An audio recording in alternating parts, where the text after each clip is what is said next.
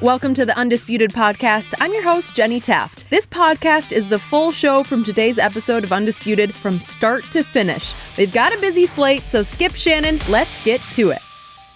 Welcome to Undisputed live from Los Angeles. I'm Jamie Maggio here with Skip Bayless and Shannon Sharpe. Good morning, Jamie, day after Thanksgiving. Hi, Shannon. How are you? He's in a good mood. I don't like it.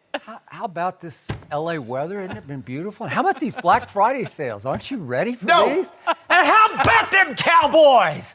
How about that game yesterday? Did you watch that, Shannon? No. You probably were asleep. I was asleep. You tryptophan got you, right? Yeah. Too much turkey. And I don't like Black Friday because they mark everything up and then make you think you're getting a That's sale a when good they put point. it up. I would they put agree it on with that. sale. So no. That's good.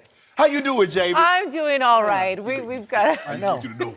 I just want you to know Here we before go. we get started. Here we go. I'm sick already. Good. Almost didn't come into work today. Well, you're going to call out sick? Yep. I don't believe you.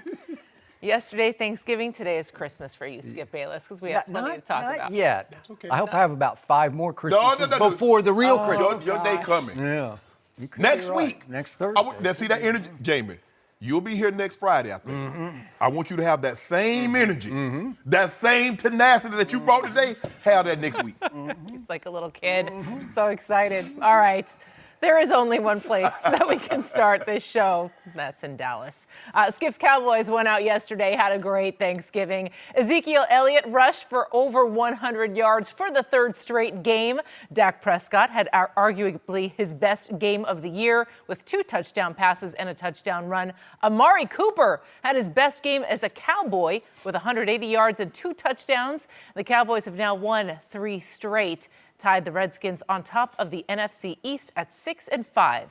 Take a listen to Cooper and Dak after the game. Everyone jumped off the bandwagon, of course, at 3-5, and you expect that. But I can tell you who didn't doubt ourselves, who didn't think that we could do this or didn't think that we had the team is everybody in that locker room, and that's all that really matters.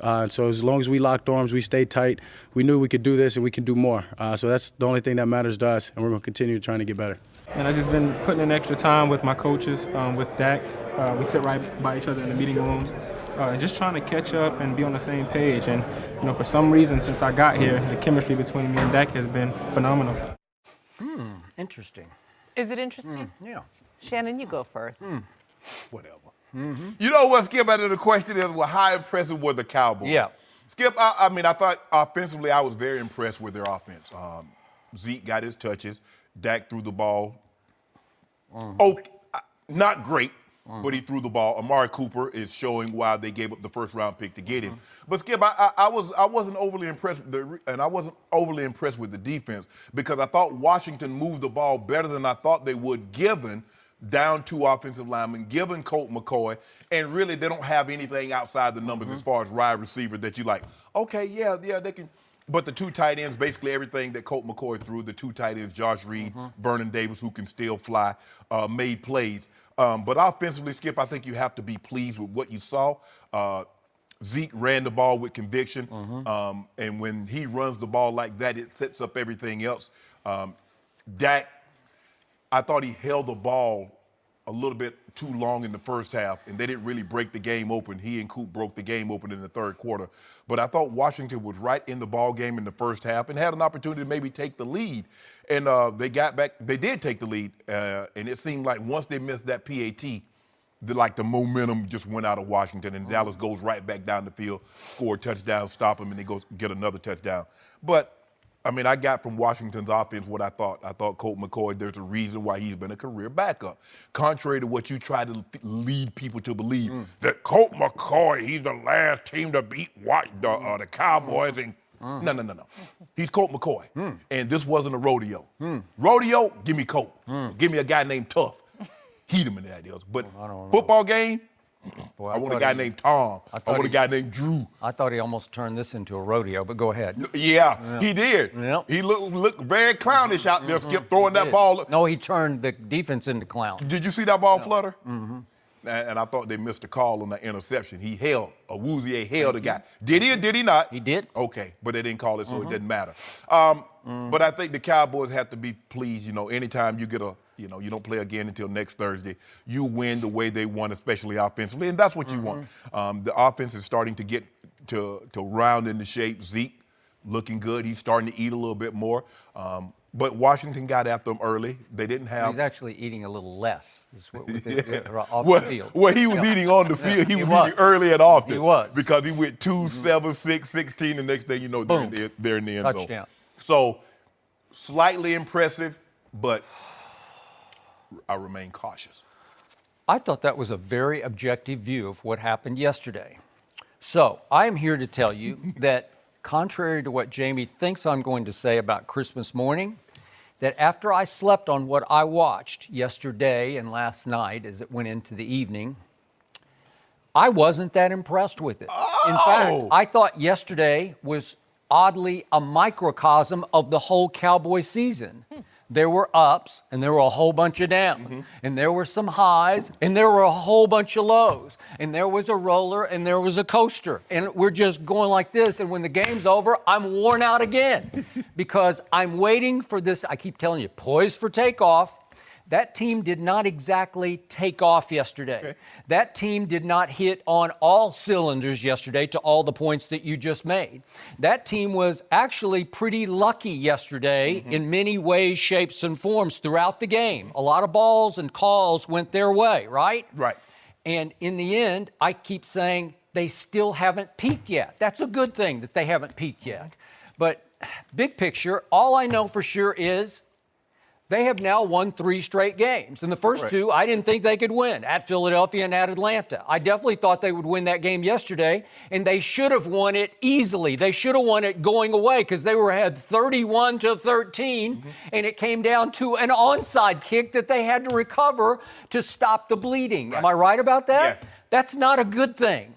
But a great thing is that this team has not turned the football over one time in the last 3 games. The quarterback hasn't turned it over. Nobody's fumbled it. Zeke hasn't fumbled. Nothing has gone wrong in the negative on the offensive side, while some positive continues to flash every game. So they've won 3 straight games, and to your chagrin and much to your heartburn that you're having, not just from what you overate yesterday. I didn't overeat. Yeah, you did. Yeah, you did. I know you, but it's okay. It's Thanksgiving. It's just one day a year. It's the glutton's holiday, right?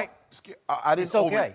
I ate like in increments, like 2 hours here, 2 That's hours good. there. That'll so work. That's not overeating. That will work, and I'm sure there are a lot of leftovers left over, and so you'll continue to overeat today, but that's okay. It's not a problem. But the point is, much to your chagrin, my team is now perfectly positioned to win the NFC East, in part by default, because the Redskins are still going to lose some more games, and the Eagles are definitely going to lose some more games because they're scheduled. They are not going to win out. You are so wrong, and you're going to lose 3 more cases ado on the Eagles, plus 3 more cases on my Cowboys winning it all, and your Giants are coming. I will agree with you. I don't think Odell's going to be able to live up to win out prediction, but they're going to be a factor because they're going to be the spoiler. They're going to take their little pounds of flesh. Maybe they'll beat the Eagles this week. Stop hoping. Well, they just might. You getting Jamie hopes up, No, and he's over there like, oh yeah. I'm not. But not again, maybe it's by default.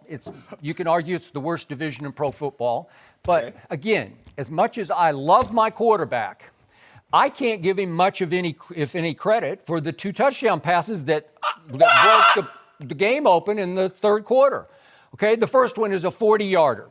And it wasn't anything special. No. The throw is actually kind of wobbly. Right. And Amari breaks back under Quentin Dunbar, who falls down. He just fell down, right? Yeah. Okay? A 5-yard rock goes 40. Okay. It goes 40 yards. Can Amari Cooper run? Yes, he can. Yeah. And I love Dak's quote after the game. He's as fast as he needs to be. Right. He's not going to get caught from behind because he will turn on whatever jets he needs to outrun whomever he needs to outrun. Correct. So then comes the 90-yard touchdown pass.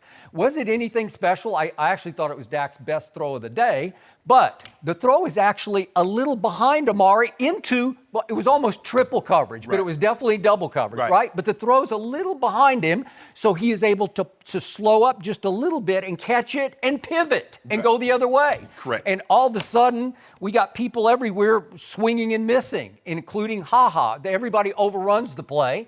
and Moreau overran it and slipped away, and then he outran Ha to the pylon. Right. Which, is that a big deal? Probably not a big deal, but again, was it a thing of beauty? Was it a masterpiece? Is it one for the ages? No, it's not one for the ages, but it worked. It went 90 yards for a touchdown. With the exception of the Alabama boys had a big day yesterday. You look at Julio, you look at Calvin Ridley, you look at Eddie Jackson. Eddie Jackson. So they played really well. Skip, and I agree with you, is that Dak had 289 yards passing, 196 of it came on yards after the catch.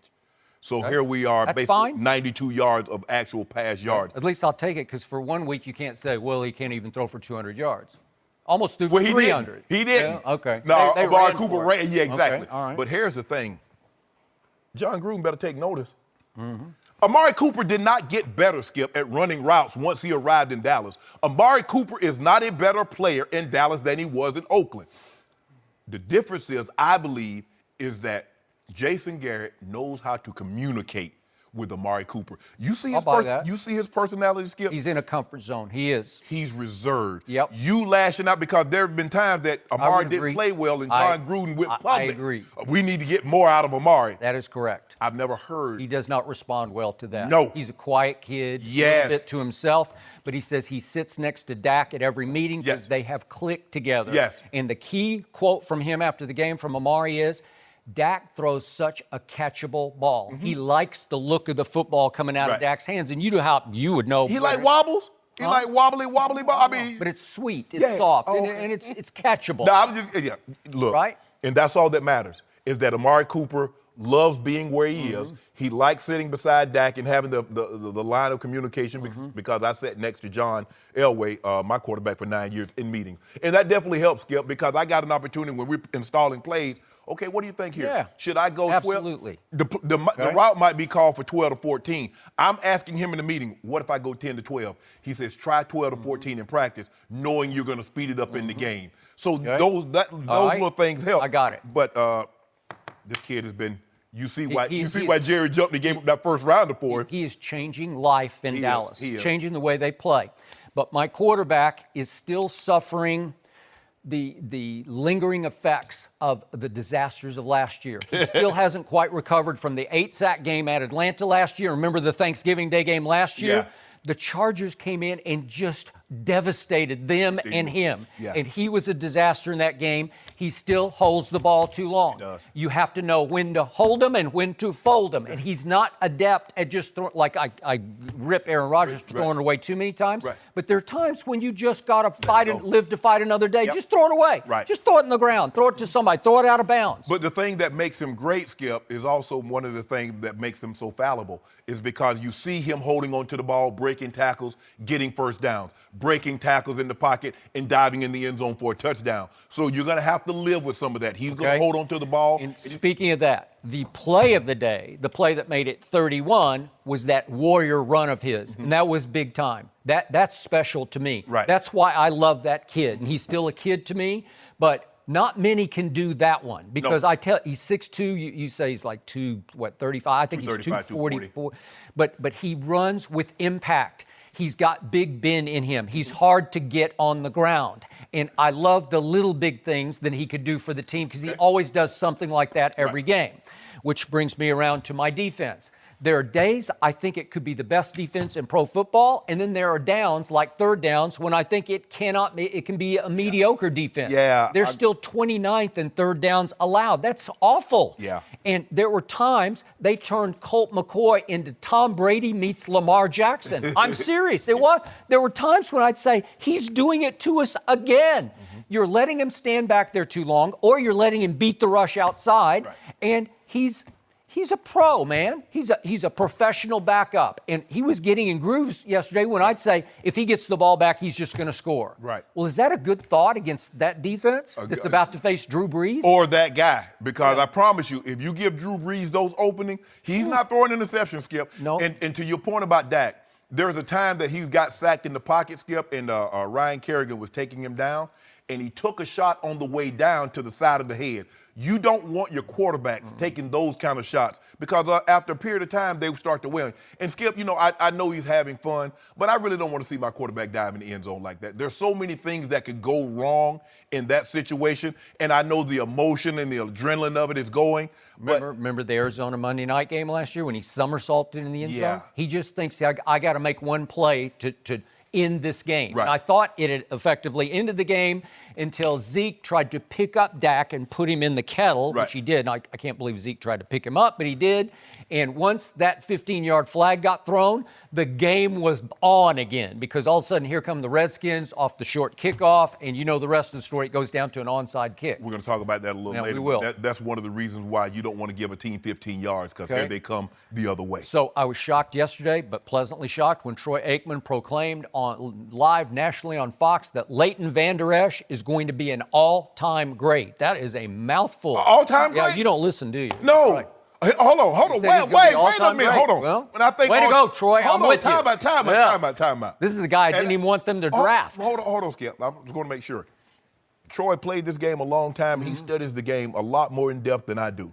When he says all-time great for middle backers, I'm thinking Butkus. I'm thinking Bill George. I'm thinking Ray Lewis. He's not a true like a middle linebacker. Yeah. He's just an inside backer. Okay, inside. So you're going to say Willie backer. No, I'm thinking Derrick Brooks. Yeah, He's going to be Derrick Brooks? Like that. No, I don't see it yet. But he is long and rangy and has great instincts, and he can move and hit. He ain't better than Jalen Smith. That's a good point. So far, he's not. So if he's going to be an all-time great, what's Jalen Smith going to be? 2 Hall of Famers. We got 2 Hall of Fame careers. Because Jalen Smith can flat out run. He can run. He's sudden and he's impactful. So, despite all that, with 4:26 left in the game, Colt McCoy threw his final interception. Oh, my goodness. And the ball did wobble, but my little man Awuzie got away with grabbing the receiver. And Colt McCoy went crazy to the officials like, what are you doing? What are you doing? But it was a grab and a hold, and it should have been called. And the back judge, that's his call. Skip. Come on, you got to call that. Even I'm like a cowboy nut that I am. That's just a flat-out flag hold, right? So sometimes, Skip, DBs, they've got very adept. They know where the officials are positioned, and they know where to hold. He's not going to be able to see this. I got my hand around his waist, but he's on the backside. He can't see that. Skip, the guy tugs his jersey. The back judge's position, he sees it. Okay, so that saved points because Xavier Woods actually caught the football for once, and we had it, and here we went. And then with 1:22 left, here comes Colt McCoy again, and I'm thinking, this could be a disaster. And it gets to 3rd and 3 from the 13-yard line. And what happens? Xavier Woods just goes helmet to helmet with Jordan Reed, right? Is that not helmet to helmet? Yeah. That's like the definition of helmet to helmet. And nobody throws a flag. You have to understand, Skip, the officials are human. They got Thanksgiving dinner where they don't want no leftover. They don't want cold food. They got to get home. Because it was getting late. Yeah. I don't want this game to go into overtime. I want turkey dressing hot. Maybe they're all from Texas. I don't know. I don't know. Skip, but my point is, that's lucky for the Dallas Cowboys. Absolutely. If you throw both of those flags, it's possible we're having a different conversation. Hey, that Colt McCoy was going to throw a pick anyway, I don't know. Yeah. I don't know. I saw him complete a whole bunch of passes. He did. Okay. So in the end, my defense is now 4th in points allowed. It's 8th in yards allowed. It did hold Adrian Peterson to 35 yards on 12 carries, so that was good. So that's why I'm saying. What happened to that Washington run game? Good and bad, right? They've been tearing us up, Skip. You and Skip was wrong about Adrian. You and Skip was wrong about this.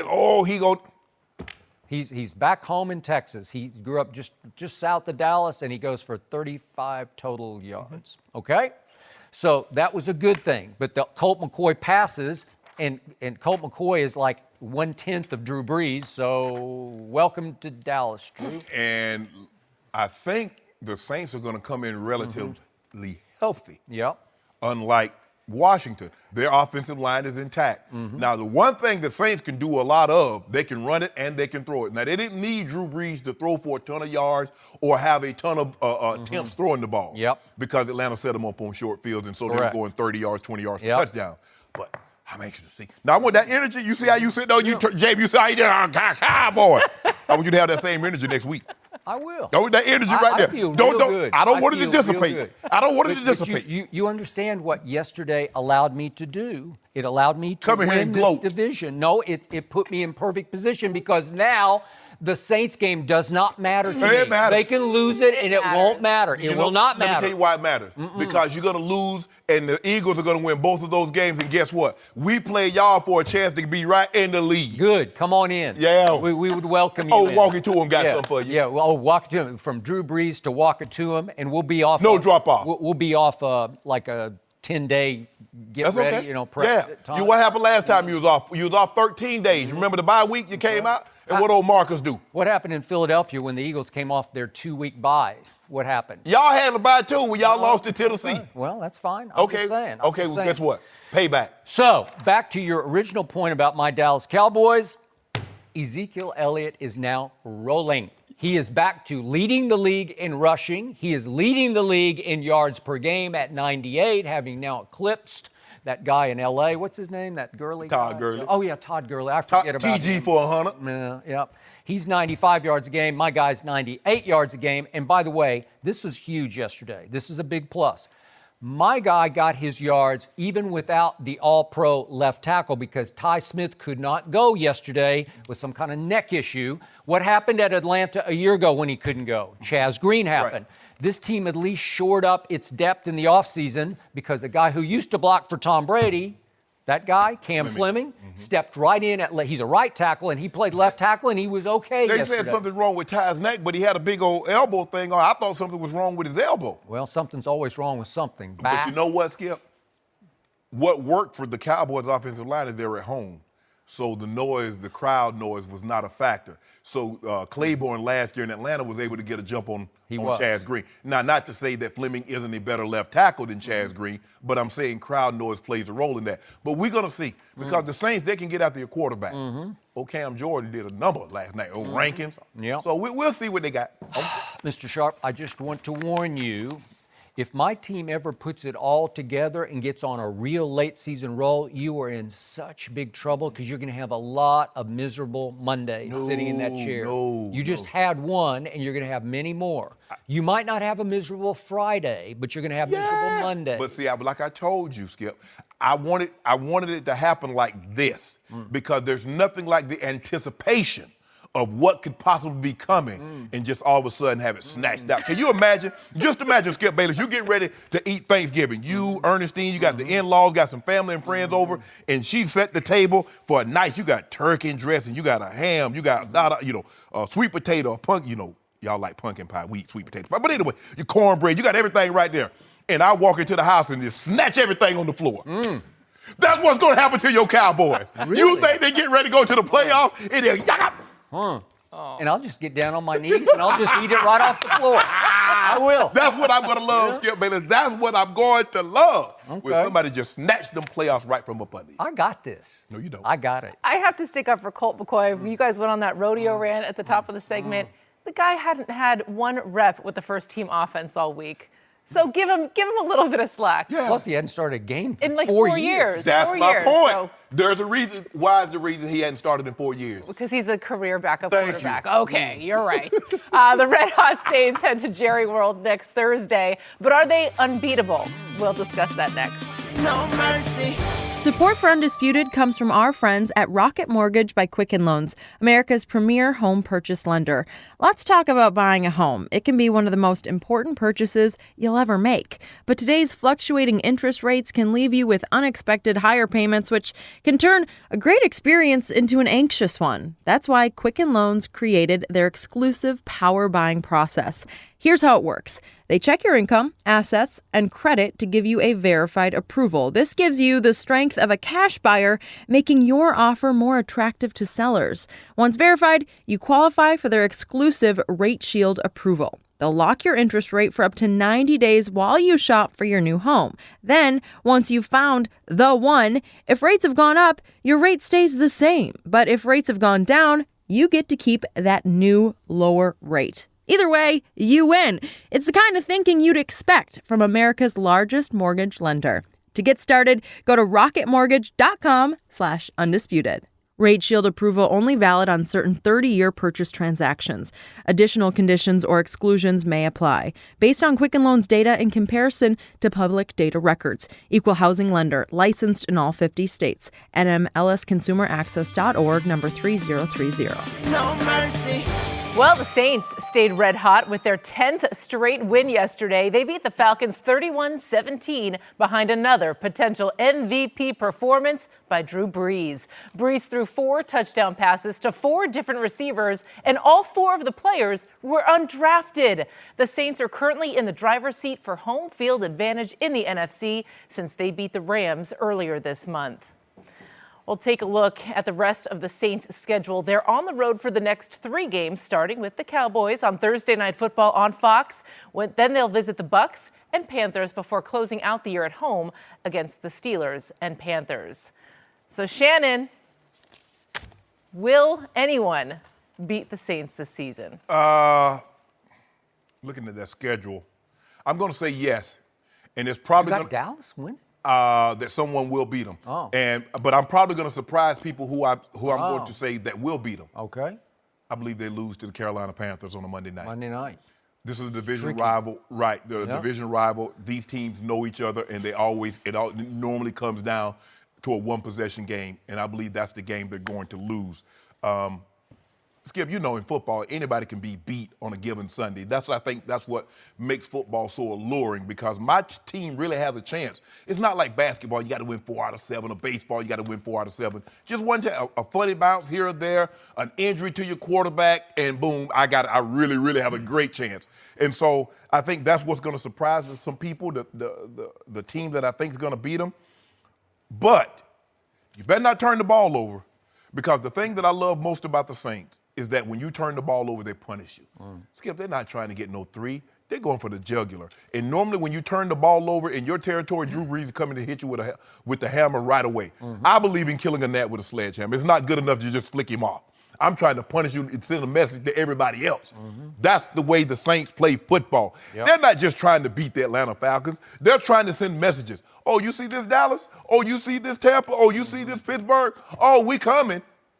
They can run it with Kamara and Ingram. They can throw the ball. They have Drew Brees. Drew Brees only needed 22 attempts last night. 17 of 22. Got 4 touchdowns, and almost a quarter of his passes that he completed were for touchdowns.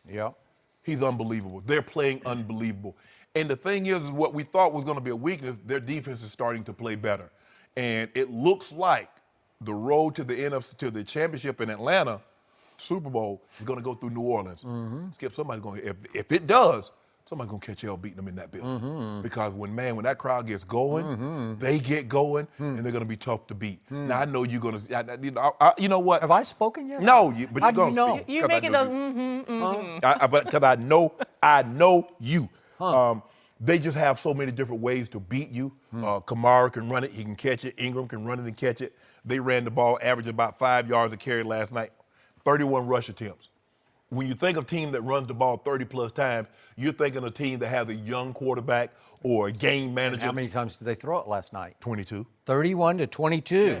These are not your crazy Uncle Saints, right? Right. This is new day, new way. And like I said, normally, and when you think of teams that have the run disparity like that, I mean, run it more than they throw it, they got a young quarterback. Or they have a quarterback that's considered the game manager, and we don't want you to monkey it up. That's Drew Brees. And Jamie said that he's in the forefront leading for the MVP, 29-2. Is that pretty good, Skip? Because I know you was ranting and raving about somebody that had 28-2. But he missed 4 games. Drew Brees got 29-2. He ain't missed no game. But I ain't talking about Drew Brees. Who are you talking about? Tom Brady. What are you talking about? You remember when Tom Brady threw 20? Ancient history? I don't know what you're talking about. You got to update your resume. You know what, Skip Bayless? I remember you said that. Well, I'm just saying that this year's Brady, who beat Patrick Mahomes and Aaron Rodgers within a month. Update. All I know, what happened in the last game? His last game, what happened?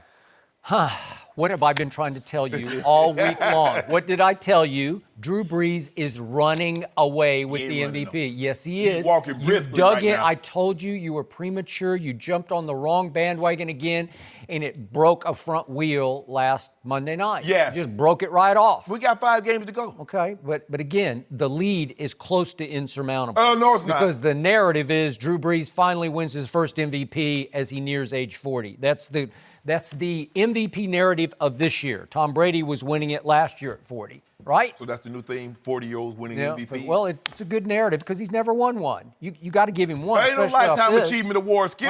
29-2, and his QBR is ahead of Brady's all-time QBR record of 07, so he's still ahead at 89 to 88.5. That's just sensational. He's now 76 completion percentage, which is going to shatter his record set last year of 72%, right? Yeah, he's Okay, what's not to like about this? And then as Jamie said, we've been talking about this from last game, but this time he throws 4 touchdowns to 4 undrafted free agents I'd never heard of until 2 weeks ago. Stop. How do you do that? Easy. Huh? Because here's the thing. Let me explain something to people.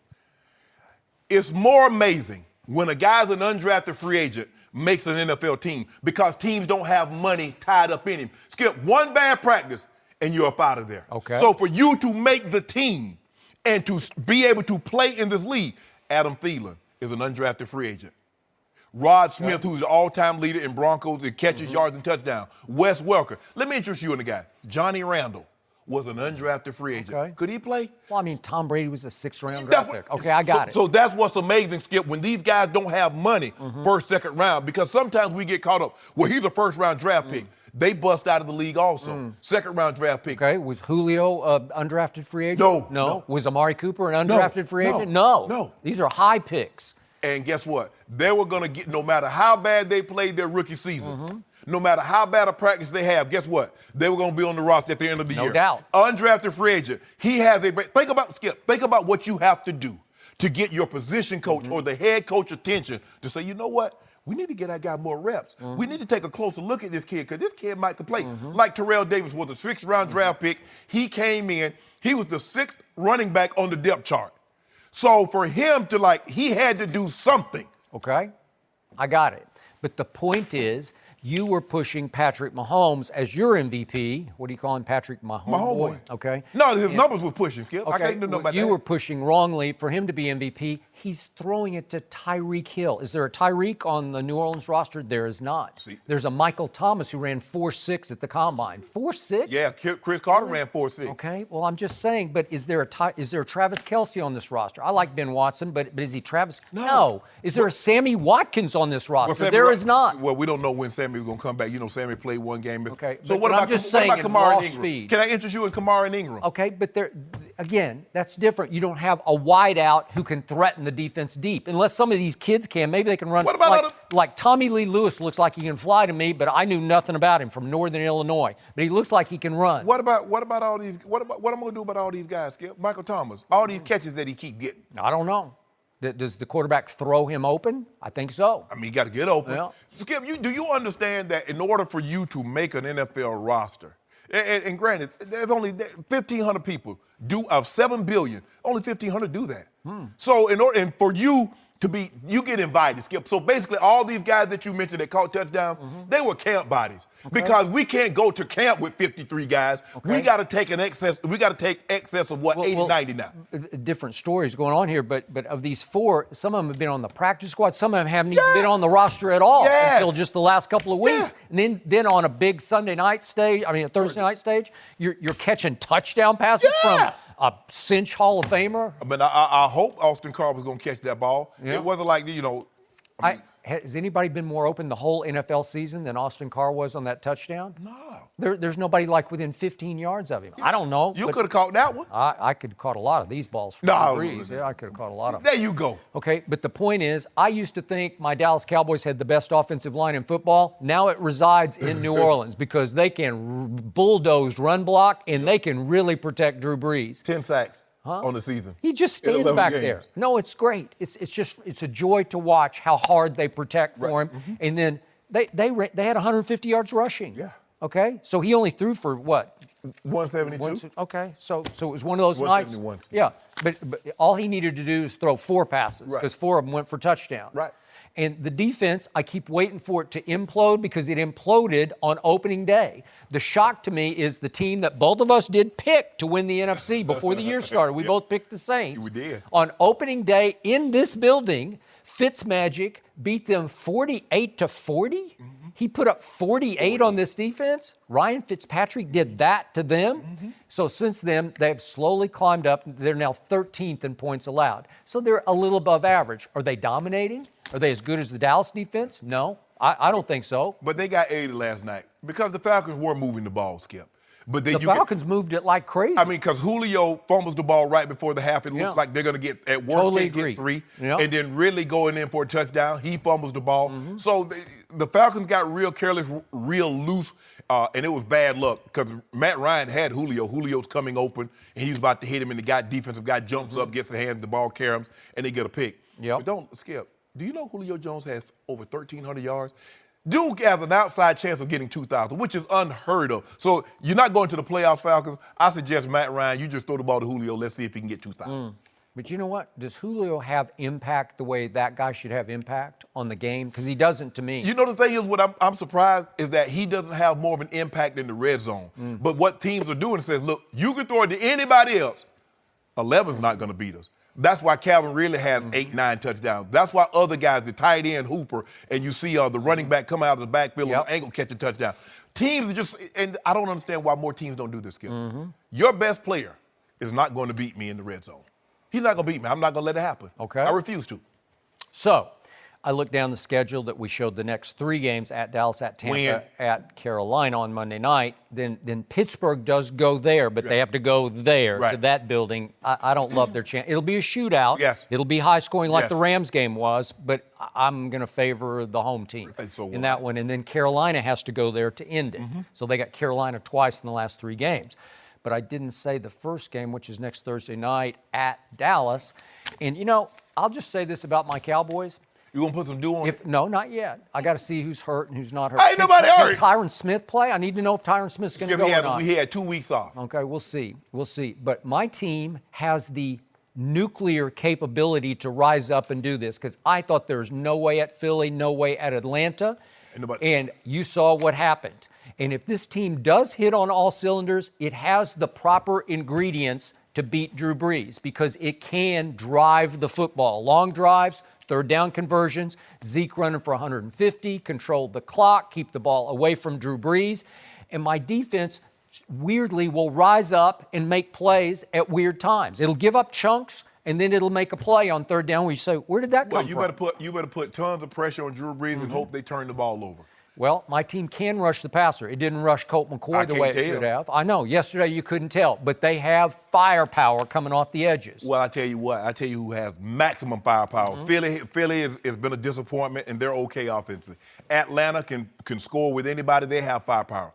But nobody outside. There are only a handful of teams that possess the firepower, true firepower, that the Saints, as far as running and throwing the football, of the New Orleans Saints. So we're going to see you see how you was talking, how you came out here today? You got your all black on? I bet you don't have on all black. I bet you will have on all black on next Friday. Funeral black? Yeah. Okay. That death march. So what would you give me? Would you give me 14? No. Why not? You gonna get exactly what you gonna get, what you score. Well, give me 14. Dude, come on. What do you think? I don't even know what the spread is. I don't think it's been posted yet. No point. They'll be like 10 or 12 points. No. Will. Hold on. Huh? You out here begging for points already. The game ain't even close to being played. Well, you think it's a rout. It gonna be that. You just made a case that this is one of the all-time great teams. Y'all losing by 10. Huh? 10. 14. 10. I'll take 14 right now for a case. One case at 14. Be it Going T-I-N once, or T-N. going twice. 10. Going no times. Nope. Okay. Like you said, I want to let it get closer to the game because I want to see who's playing, who's not playing, the injury report. Yeah. I'll let you know on Wednesday. Okay. Wednesday we'll know more. My team's a weird football team, man. When you least expect But it. that's what I like about. I like the Saints. I already know what I'm gonna get. You do. I'm gonna I get would 30 agree. plus. Yep, you're going to get it. Your team is a weird football team. It's weird. It baffles me. It bothers me. Let me see, Drew. He probably have half of that number in touchdowns. Yeah, Drew. What? Drew have half of that number in touchdowns. 9? He'll have half of that. Oh, so he's going to throw 4.5 touchdowns? He gonna have, How do you throw a half no, touchdown? He's going to throw for 4 and going to run for another. So I don't really count that one. Okay. Your team is weird because of some of the celebrations we saw yesterday. Very weird. Yes. No mercy. Next up, the I Cowboys let loose. They had a lot of fun in their big win against the Redskins. 2 Thanksgivings ago, Ezekiel Elliott, remember this? He jumped into the Salvation Army kettle. Well, yesterday, number 21 put a new spin on that by putting $21 in the kettle. Later in the game, we saw Dak Prescott scored, and Zeke picked him up and then gave him a little kettle treatment. And then Amari Cooper, okay, this one's interesting, made his own highlight when he appeared to mimic Markelle Fultz's bizarre free throw struggles after his own touchdown. So let's phrase it this way. Do you like, love, or hate the celebrations, Shannon? I like Zeke's first celebration, the $21. Okay. I would have loved it had he pulled the money out of his sock. See, now, Skip, Well, then it would have been totally premeditated, but it Skip, wasn't. He had the guy hand him $21. It was the team photographer, Yeah. so they had to have it set up. Exactly, right? so premeditated. $21. So, yeah, okay. so if he had his sock like T.O. had Like the T.O. with the Sharpie, Sharpie. okay, I'm good with that. I was there that night in Seattle when he did that. I like that. Yeah. I love Amari Cooper because this is the first time. By the way, real quick point on that. Why didn't they throw a flag? I'm a Cowboy fan, but that's flaggable. Is Right. that not a prop? Yes. Okay. Money so- is a prop. Okay, I know it was cute, it was clever, it was inspired, Yes. it was funny. I love all that, but it's a flag. It's 15 yards. If I'm not mistaken, they didn't throw a flag on Zeke jumping in They the kettle did. last year. I think it caught is 2 years. Was it 2 years Two ago? Thanksgivings Okay, ago. 2 Thanksgivings Yeah, ago. we're against the same Redskins. But the point was, I think it caught everybody off guard. Like, well, it's the Salvation Army. Can you throw a flag on the Salvation Army? Yeah, charitable. Right? Don't Oh, they? come on. Come on, guys. Come on, NFL. So Also, $21. How about you put in $2,100? Write that's a a good check. point. yeah, or have a stack with you. You don't have one of them. Have a stack. You know, throw that in there. But I thought it should have been a penalty. Go ahead. Okay. Amari Cooper. I loved Amari Cooper. Skip, when was and see, I love celebrations to an extent anyway because I love to see guys' personality come out. Skip, when have you ever seen Amari Cooper show emotion?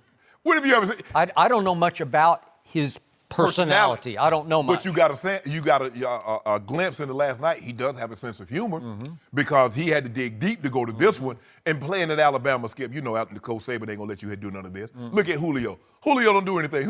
He doesn't score that often, but when he does score, he just hands the ball to the official. He just drops it on the ground.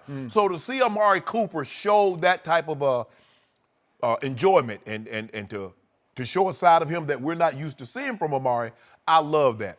I hated Dak. Now, if Dak had jumped in there, yeah, sure, I might have said, well, he stole that from Zeke. Well, actually, both of them stole it from T.O. T.O. did it first, but that's neither here nor there. You mean the last one? Yeah, the celebration. Okay. Skip, that was, come on. You gonna let Zeke pick you up? Come on, what was that? Okay, first of all, I don't want my running back picking up a 240-pound man. Is that not a back injury waiting to happen? Yeah, Zeke's that's strong. hard. Zeke's strong. Well, he must be, because that's a big pickup right there. Well, Dak might not be as heavy as you think. He I might think be he's 215. 240. No, No, you ain't 240. but again, you realize that 15-yard penalty Yeah. reopened the door, and And- it flung straight open. And that's why I hated it, because it ended up costing you 15 yards. And the then guy runs it back to your side of He the got field. a running start on the kickoff, which drops it like the 10-yard line, and he runs it all the way to your 44, and they go boom, boom, boom, touchdown. Touchdown. Great. Way to go, Zeke. And at the end, that's Is why it I hated worth it? That's why I hated it. Okay, thank you. Back to Amari Cooper. This was troubling to me because it was shocking to me because it was hard to digest for a while. It took me all night to sort of process it because when I first saw it, I wasn't sure what he was doing. And then somebody from Philly, I think, picked up on, wait a minute, he's making fun of Markelle Fultz's free throw routine, which is not to be made fun of. Yeah, 'cause it is. It's sad. No. Yes, it is. Yeah. He's got demons, man. He's got Charles Barkley golf swing demons. He does. He's got hitches in his free throws where he can't do it. Yeah. So he's tried to juggle the ball back and forth, back and forth, Hot back and potato, forth, shoot. and then just let it go. Maybe that'll free your demons from your subconscious, right?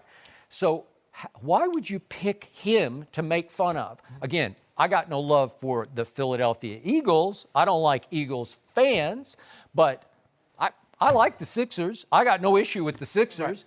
And you're making fun of a guy who's pathetic right now? He's the number 1 overall pick. It's not my fault. Okay. And plus, guess what, Skip? It's Thanksgiving. Everybody watching. Okay, so you said he has a sense of humor. I got to tell you, that's a cruel sense of humor because I don't know what What's the win there? What's the gain? You're making fun of a pathetic guy who's now out because he says he's got to go get his wrist checked out. I think he needs to get his head checked out. And to his credit, he and his crew, Markel, on what was on Snapchat, I think. Snapchat, yeah, on Snapchat late last night, they laughed along with him, which was big of them to say, okay, we get it, ha ha ha. And you better. Okay, but it's not funny to me, and it's like second level. It's deep. It's like you went all the way to that, and you would have to really be locked into the Sixers to know exactly what he's going through. So he must have NBA League Pass because he must be watching this like crazy. And he shows a side of him, Skip. Would you have ever thought Amari Cooper would do something like that? Okay, but why that? Why if you clown some eagle, I'd love it. I'd stand up and give you a standing ovation. I'd stand on the table and clap for that one. But not the Sixers, not that pathetic basket case of a. Seriously, where would you reach for that? How would you come up with that? Because it had to be premeditated. You had to have thought about it. All celebrations are premeditated. What am I going to do? If I get in the end zone, I'm going to do this. I'll get in the end zone. I'm going to make fun of Markelle Fultz. Really? And I don't know any connection between them at all. If they'd grown up together and they were friends, or if they'd been friendly rivals in college. But the thing, if you think about it, you've been to comedy shows, and what comedians do is they take something that's a flaw or a hitch, and what do they do? They make fun of it. Is Amari Cooper a comedian? Yeah, he was then. I don't know. He was then. Stand-up comedy? Yeah, had a little Eddie in it. You know what? I hated it because it was just wrong. No. And again, I appreciate the fact that his personality came out. It's a little weird, man. A little dark. Yeah, a little. It's real dark. I mean, Skip, think about it. I mean, everybody now, since the NFL has laxed this rule on celebrations, they let the teams get involved. You see Eddie Jackson, he had everybody doing up, down.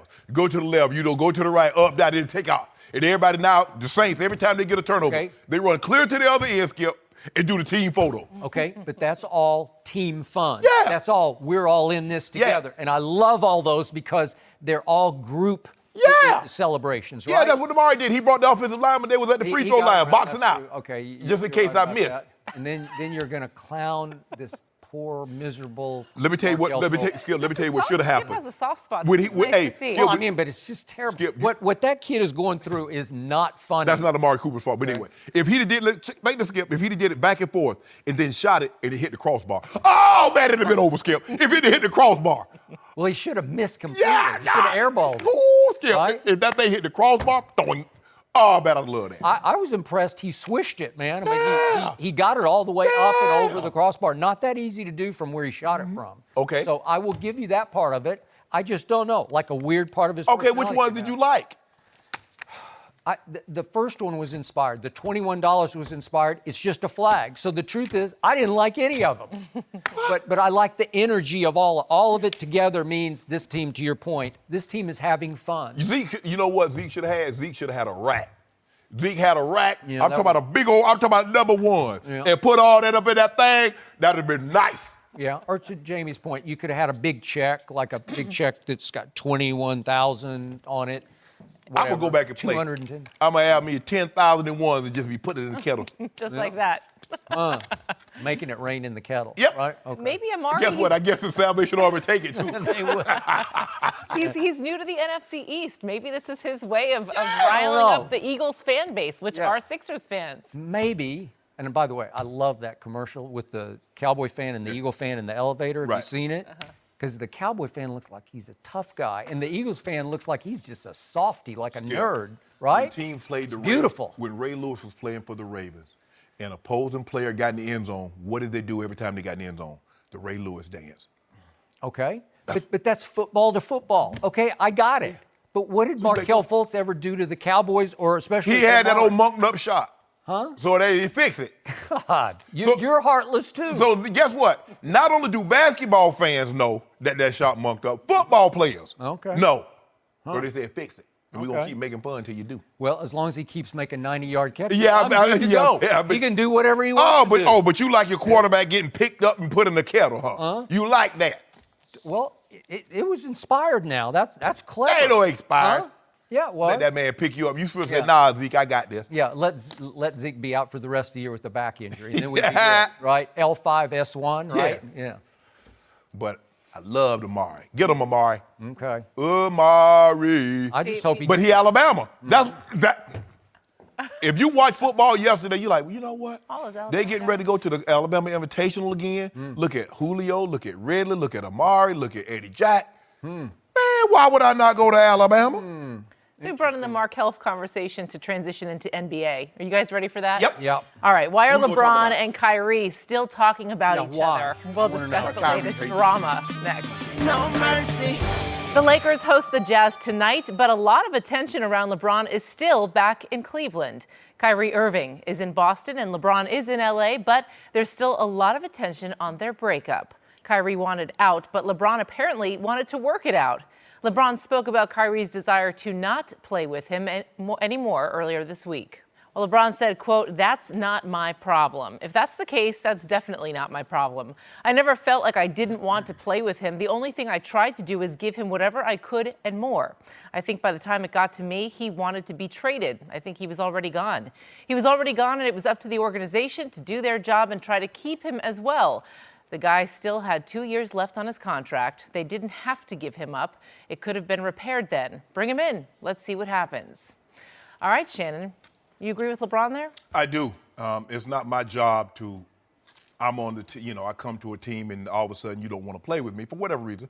But I think the main reason Kyrie wanted to have his own team, he wanted to be the top dog, the alpha dog. And he realized as long as LeBron was there, LeBron was going to be the alpha. But I don't really know what other sacrifices LeBron could have made to accommodate Kyrie, Skip. It's not often that LeBron is an alpha. Kyrie is also an alpha. But LeBron suppressed who he naturally was. Kyrie, you want to close? Go ahead. I go stand in the corner. You handle that. Kyrie's last year in Cleveland, he shot the ball 1.5 times more per game. So you think Michael Jordan would concede and let Scottie Pippen shoot the ball more times in a game for average of the season, shooting more shots than him? Do you think Larry Bird is going to let Kevin McHale or Robert Parrish or Dennis Johnson shoot the ball more than them? Now, Magic probably always had fewer shots than Kareem and James Worthy, but that's okay. We understand that that's a point guard. But what all-time great will sacrifice who they are, suppress who they naturally are, which is to lead and be the dog that takes the last shot? Remember, Skip, when Michael Jordan left, Scottie Pippen then felt it was his place to be the top dog. When Phil Jackson ran the final play in the championship, in the playoffs, for Tony Kukoc, instead of Scottie Pippen refused to go into the game. That is He correct. said, I ain't going in. Okay. LeBron James said, y'all want to run the last play for Kyrie? Kai, take it. I'm over here in the corner. Except when David Black called. Whoa, skip back to see David Black called one for Kyrie. Do you remember that at Yeah. Chicago? And it was a big turning You out point. your mind? Huh? First of all, And LeBron shot it mad. Shot it down because- he shot it mad, and he made it. no, he didn't shot it, man. He did. He had, like you like to say, I'm going to use your term. He had little to no respect for David Black, so he refused. Who was soon the ex. Had to get him up out of there. Got him up out of there. But Skip, I don't really know it's not LeBron's fault that guys want to or do not want to play with him. And as he mentioned, by the time it got to him, it was all. And even Skip, even though LeBron knew, it was voiced to him that Kai says he'd rather have surgery than play with you. He no longer wants to be your teammate, no matter what concessions you're willing to make. Even then, in this article, he says, bring him to camp. We could have made it work. He did. Huh? He had 2 years left on his contract. Even after that, it's hard. Skip, it's hard when someone tells you they don't want you and you say, well, just give me another chance. And that's what LeBron was saying. Kai, just give me another chance, bro. Whatever I need to do. You want to take 2-3 more shots? Sure. You want to have the ball? Sure. LeBron's not at fault here, Skip. I'm done. Okay, good. So, believe it or not, I agree with every point you just made. So let's rise above this. And my question back to you is, why does LeBron keep talking about Can this? they ask him questions? You say when a reporter asks you a question, you answer it honestly. The honest and best answer to this question is, I've moved on. I'm a Los Angeles Laker, and that was a long time ago, because it was a long No, it time wasn't. ago. Yes, Just it last was. year. Well, it was before last year. So the point is, all of a sudden, LeBron's not in a good spot. he's in a great spot. Because all of a sudden, Golden State is a seriously troubled operation right now. They got deep-rooted problems that I do not think will be solved unless they trade Draymond Green. But however they're going to try to fix it, they do have a problem, and you would agree with that. I would agree. So all of a sudden, the prohibitive favorite doesn't look quite as prohibitive anymore. Correct. And all of a sudden, the best of the West don't look so best right now. And you know, Houston seems like they're putting it back together a little bit. Oklahoma City's starting to put it back together. Utah is not as good as we Utah thought. is, and they're visiting tonight. LA. Okay, visiting LA. Nuggets they are are struggling a really little bit. struggling. The Nuggets are struggling. They've had some horrendous losses. And San Antonio's struggling, and New Orleans I thought was going to be just a dominating team, and they're up and down. They're up and then way down. So I look at the Lakers and I say, guess what? They're pretty good. They're better than I thought they were going to be. LeBron's still playing at a supremely high offensive level. Best player in the NBA level? No, that's Kevin Durant. But he's troubled right now. Are you sure about that, Skip? Well, he just got called a word, and the bridge just got burned with one of his The question teammates. is not what my grandma used to say, Jamie, boy, it's not what they call you, it's what you answer to. Huh? Well, you think he answered? I didn't say nothing. I'm just saying what my granny said years ago. Okay, that's fine. But the point here is, if I'm LeBron and the reporter from The Athletic asked me about this again, because he already talked about it all last week, I would just say, look, I said what I wanted to say about it, and I appreciate your question and all the legwork you've done on this and all the reporting, but I need to move on because we got a chance to be really special this year. He has moved on. And I don't know if you noticed, but you see LeBron, that spread he had last night? I hit him up. I said, bro, let your boy come by and get one of them more hot plates. He's like, man, come on over. He did not. Yeah, you know what he said. You want me to show you what he said? He said, come on over I and get don't one of think your you made that list. Yeah! I could have came over and got me a good old hot plate. They had yams, they had mashed potatoes, they had nice spreads. And I'm sure he posted every bit of it, right? Stop hating. But let me ask you a question, Skip. Did LeBron James not empower Kyrie to be the best Kyrie? Because think about it. LeBron was... I agree with everything you just said. He deferred. Yeah! In part, had you thinking that Kyrie was the closer. Well, in fact, he is and was the closer, and the point was LeBron needed Kyrie to close, so he was... It's like you need to know thyself, as the Greeks said, and he knew himself well enough to know man needs to know his limitations, as Clint Eastwood once said, and he knew his limitations, and Kyrie could make up for LeBron's limitations. So he said, you do it. You close it on Christmas Day. You take the last shot against Golden State. The only limits a man truly possesses is the limits of his imagination. Did you see what LeBron has done? The man dreamed when he was a little small child in Akron, Ohio, of these. But Skip Bayless, you remember that night, and I know you remember it well because Kyrie went for 57 against your Spurs. Do I? And LeBron James said, bro, do your thing. Do your thing, because he was doing it at the highest level I think I've ever seen him. You want to talk about clutch shooting? Yeah! It was a clutch shooting tour de force. End of regulation, end of overtime. He just took the game over. You think I got this? You think you're good? You think Jordan will let Scottie Pippen take over a game like that? No, he would not, because he wouldn't need him to. Don't do this, Skip. Well, he just wouldn't Don't need do him that, to. Skip. No, I'm serious. Don't do that, Skip. So Don't do that. I understand. Yet the writer in The Athletic writes, James has long been criticized for how he handled Irving's trade request, or rather, how he didn't handle it. I don't criticize him at all. I don't know what he could have done. Exactly. Because LeBron's right. It was done by then. Right. Because I told you, and I got sources very close to this situation, Yes. Kyrie just wanted out, and he wanted nothing else. There was no way to mediate this. There was no conciliation that was going to happen. No, there's nothing LeBron could have done at that point. He was just done. Right. So you can't ask LeBron to crawl to Kyrie and say, what can I do more for you? And guess what has happened since Kyrie left LeBron? He said publicly that the earth is flat. He has also said F Thanksgiving, and he needs a 14 to 15-year vet to let these young players know that it is a marathon, not a sprint. And while old LeBron James all the while hadn't missed a beat. Did he? For all I know, someone had to tell him that a Kyrie Irving still exists.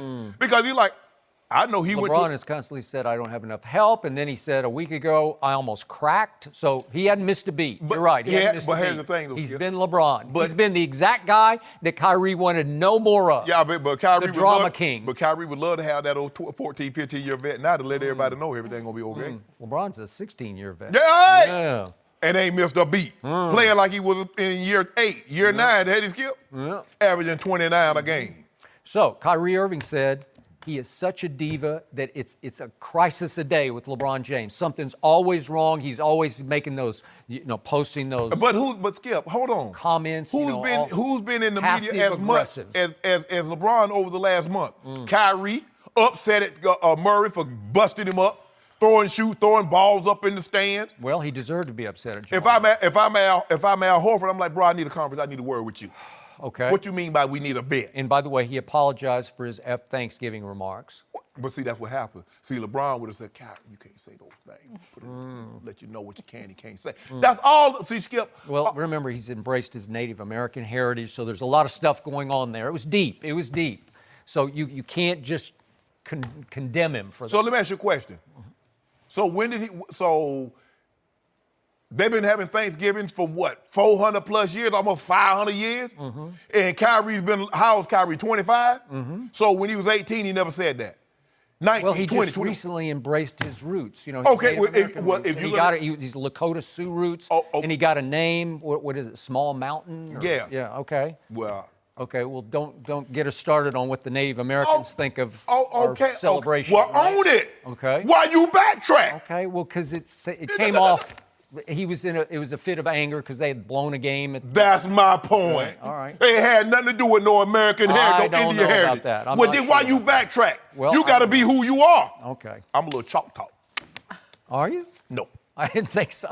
I don't know where that came You from. had me for a second. Yeah. No. I got a homeboy. He was part Indian. Really? We call him Chief Stankfoot. Okay. All right. Stankfoot? I didn't kid. I just made it up. But I'm just saying, Skip Bayless, you know what, Skip? You take every chance you can because instead you were going good. You have like, there's nothing LeBron could have done. I mean, he did everything. He and blah, blah, blah. And then you turn around and say, he's such a diva. And Kyrie was right to leave it. Well, he was. No, he wasn't. Come on. Was Shannon finally impressed by Dak Prescott yesterday? Yeah, Were that's a you? good question. Rob Parker joins the discussion next. No mercy.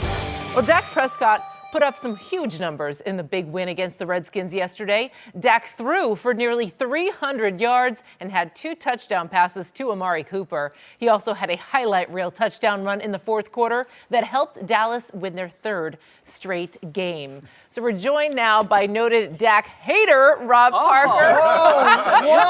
Whoa. But we're going to start. He'll be writing those things. What, Skip, you wrote that this morning? Some of my best work. Skip wrote this part too. We're going to start with another hater. Oh, look at you. Wow. Shannon, how would you grade Dak's performance yesterday? Skip, I'm going to give him a B.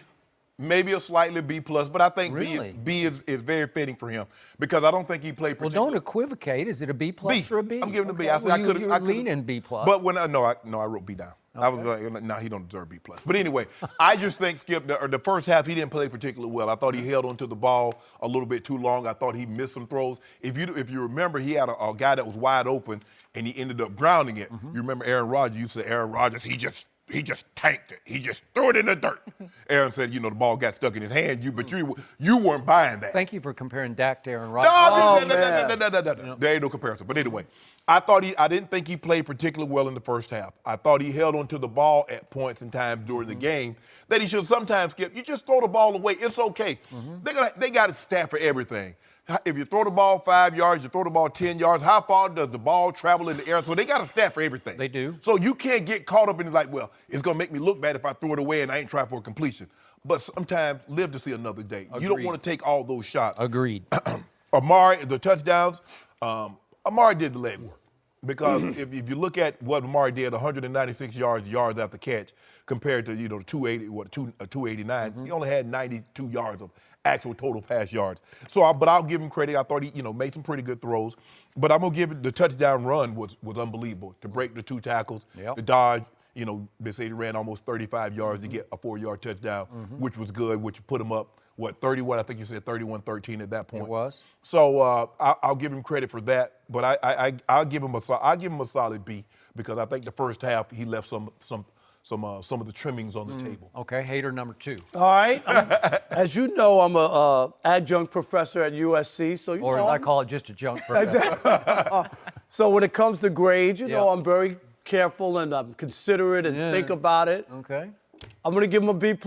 Wow. And it's very hard for me to admit.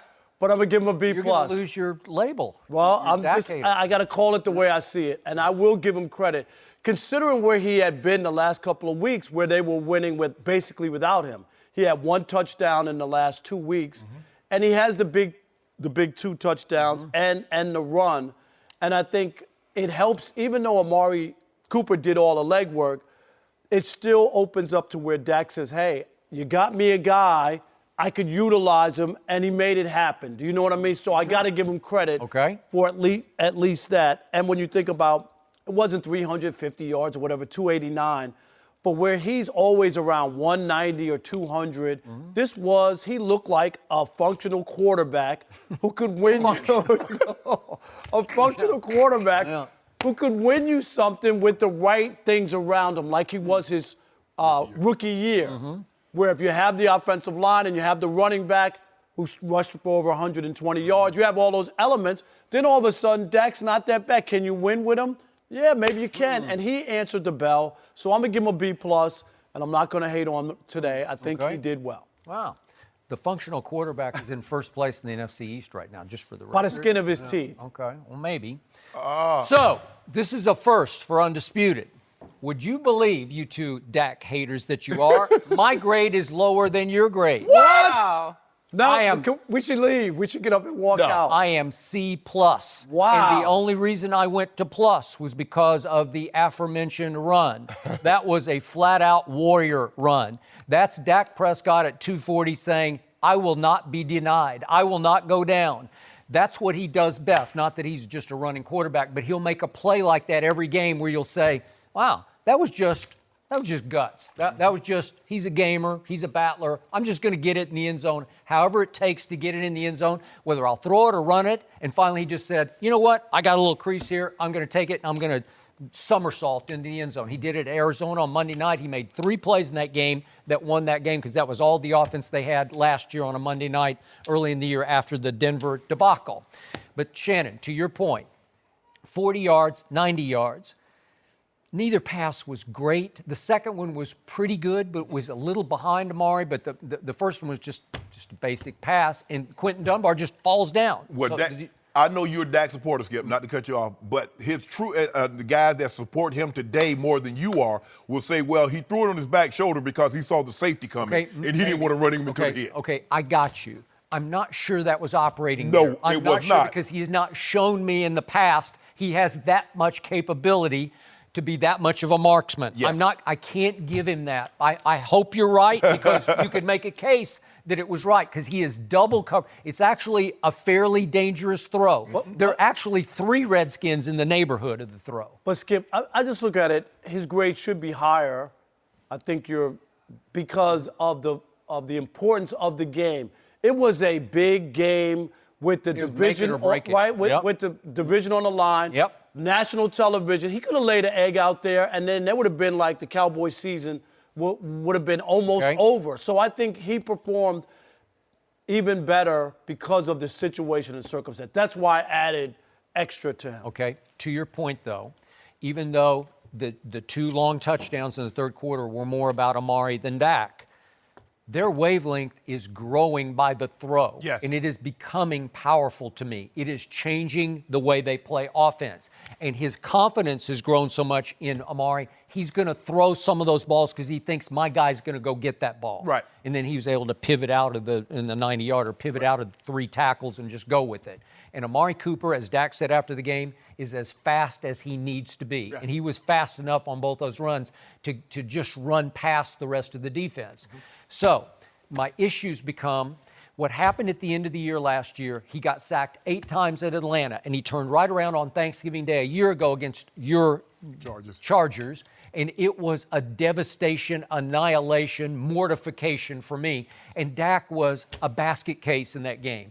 And he's now still holding the ball too long. He gets brain locked like, I'm second guessing. And he also audibles too much. He'll get at the line of scrimmage, he'll change the play twice, and then it's brain lock. Like then he's not going to step into it with authority. And it all comes from last year. He hasn't gotten last year out of his system. But at least he wasn't double clutching and then throwing an interception because he's gone 3 straight games with no turnovers, which is great. But his QBR now ranks 22nd in the league. Well, I told you, he was 3rd as a rookie, 4th last year. As bad as you gave him an F for last year, he was 4th in QBR. He's 22nd. In his last 3 games, all victories, his average QBR is 55 on a scale of 0 to 100, so he hasn't lit up the QBR, to your point, in any of the 3 games. Right. But yesterday, he held the ball too long, he took some sacks, and then your point about missed receivers, they had it 1st and goal at the 4, thanks to his run on a read option keeper. Correct. And on 1st down, he backpedals against the rushes coming in his face, and Noah Brown is just standing like Austin Carr was in the New Orleans game, just standing at the goal line like wide open, and he short arms it, and the ball bounces at the 5. It's a touchdown. You have to make that throw. If you're that guy, you make that throw. And then late in the game, they're trying to ice it, and Colt McCoy is throwing them back in the game and back in the game and back in the game.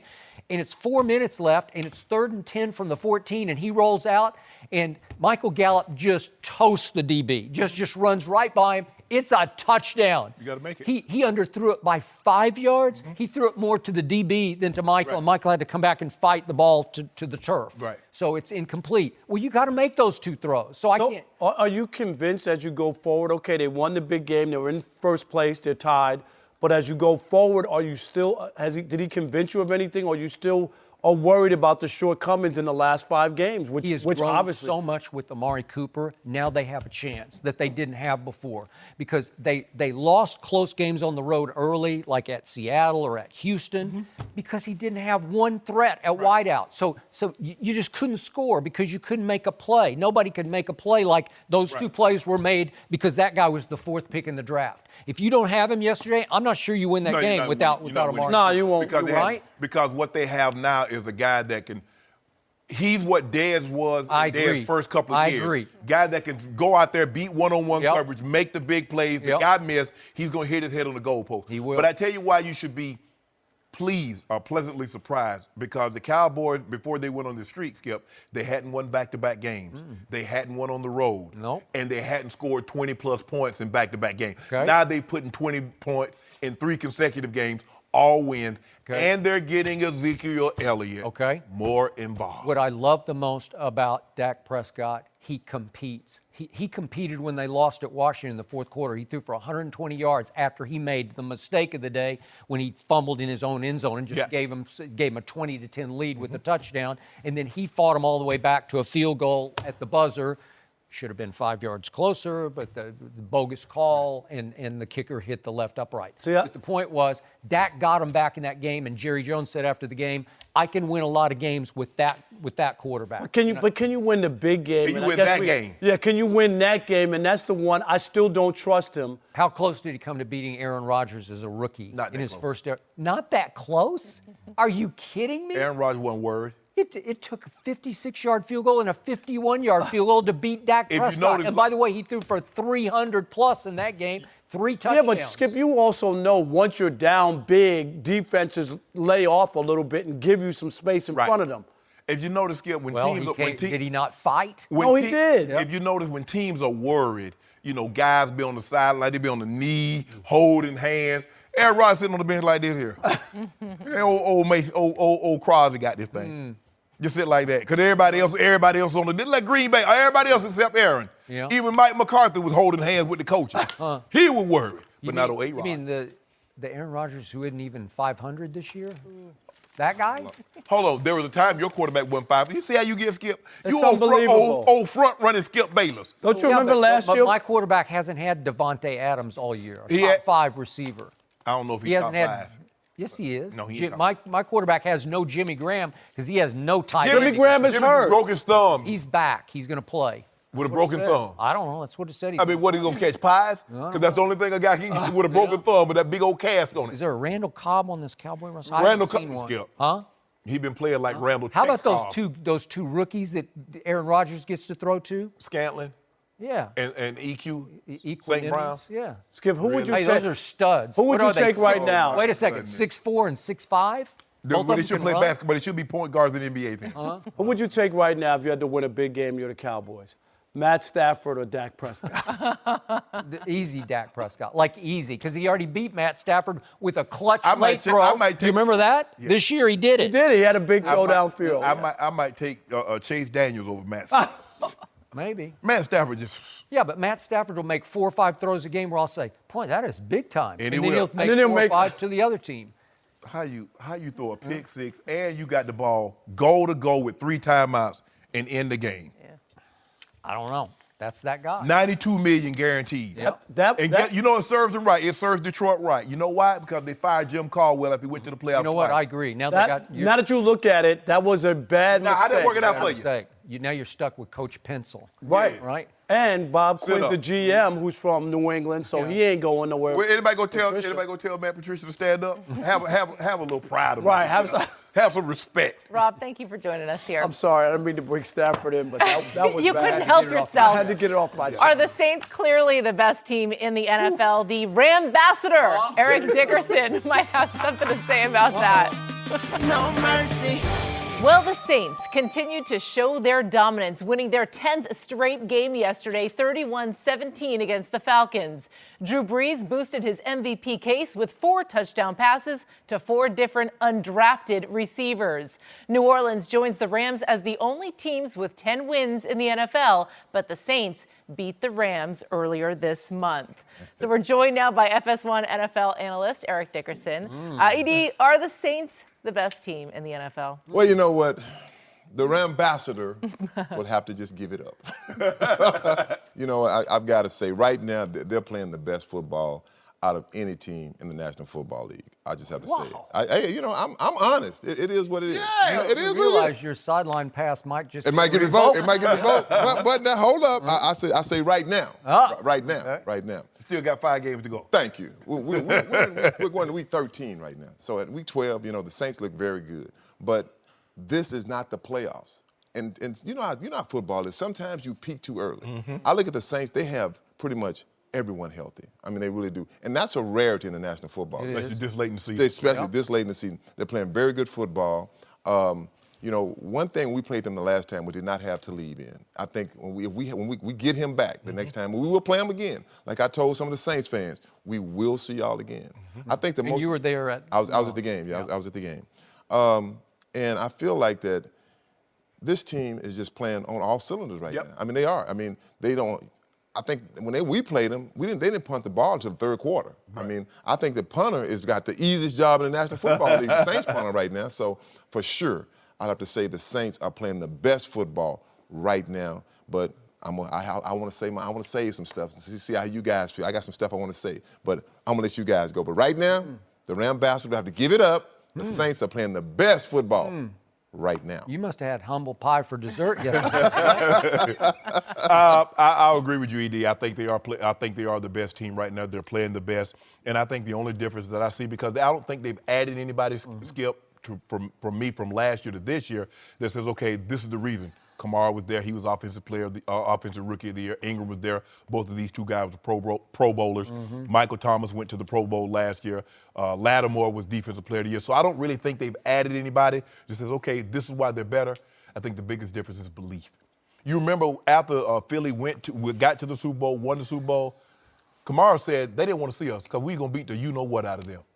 They believe That is true. that they would have beaten the Eagles and would have gone to the Super Bowl and won. They believe that. So now that's carried over. See, this year, that's carried over from last year to this year. And It took the Minnesota Miracle to stop that. Yes. They're the 6th team in rushing. They 7th in pass offense, and they protect Drew Brees. He's only been sacked 10 times in 11 games. And they're getting after the opposing team quarterbacks. 13 sacks in the last 3 games. Held Cincinnati to 14 points, held Philly to 17 points, Atlanta, that offense, to 17 points, while getting 50 and 40 and 30. I mean, let that sink in. They beat the defending Super Bowl champs 48-7. They went to Cincinnati and hung 51 on them. They did. And didn't punt the ball. The only time they didn't score is when they kneeled down on 3 straight possessions at the end of the game. And then they just did a number on Atlanta. They're playing the best. And in Drew Brees, Michelle Tafour asked Drew after the game last night, what's different? Why are you guys having such success? He says, you know what? He said, we have fun. We enjoy being around each other. We have fun. So you turn the sound up? I for turn that? the sound after the game. Aha. After the game. Tells me you never listen. I don't listen to the sound during the game because I don't need to hear that. I got you on that. But he's like, but when it's time to get down to business, we get down to business. They do. That reminds me of when we played from '96 to '98 in Denver. Mike let us have fun, but when it's time to went to work, we got those lunch pails, we got those hard hats, and we got work. And you see that in the play, the way they play. They sincerely love being around each other. They love playing for one another. They're going to be a tough out for anybody that gets them in the playoffs. So clearly the Saints are playing at the highest level because they just a couple of weeks back, they beat your team 45-35, and they were way ahead, and then your team came back in that game, and you do have that as a plus on your side. But I think, Mr. Rambassador, you would agree with me that if these teams meet again, it all depends on where they meet again, right? I agree with that. Okay. 100%. So is it going to be out here in beautiful Los Angeles outside, or is it going to be in that dome down there on Bourbon Street? Because if it's in that dome again, I do not love your chances, even with a second shot down there.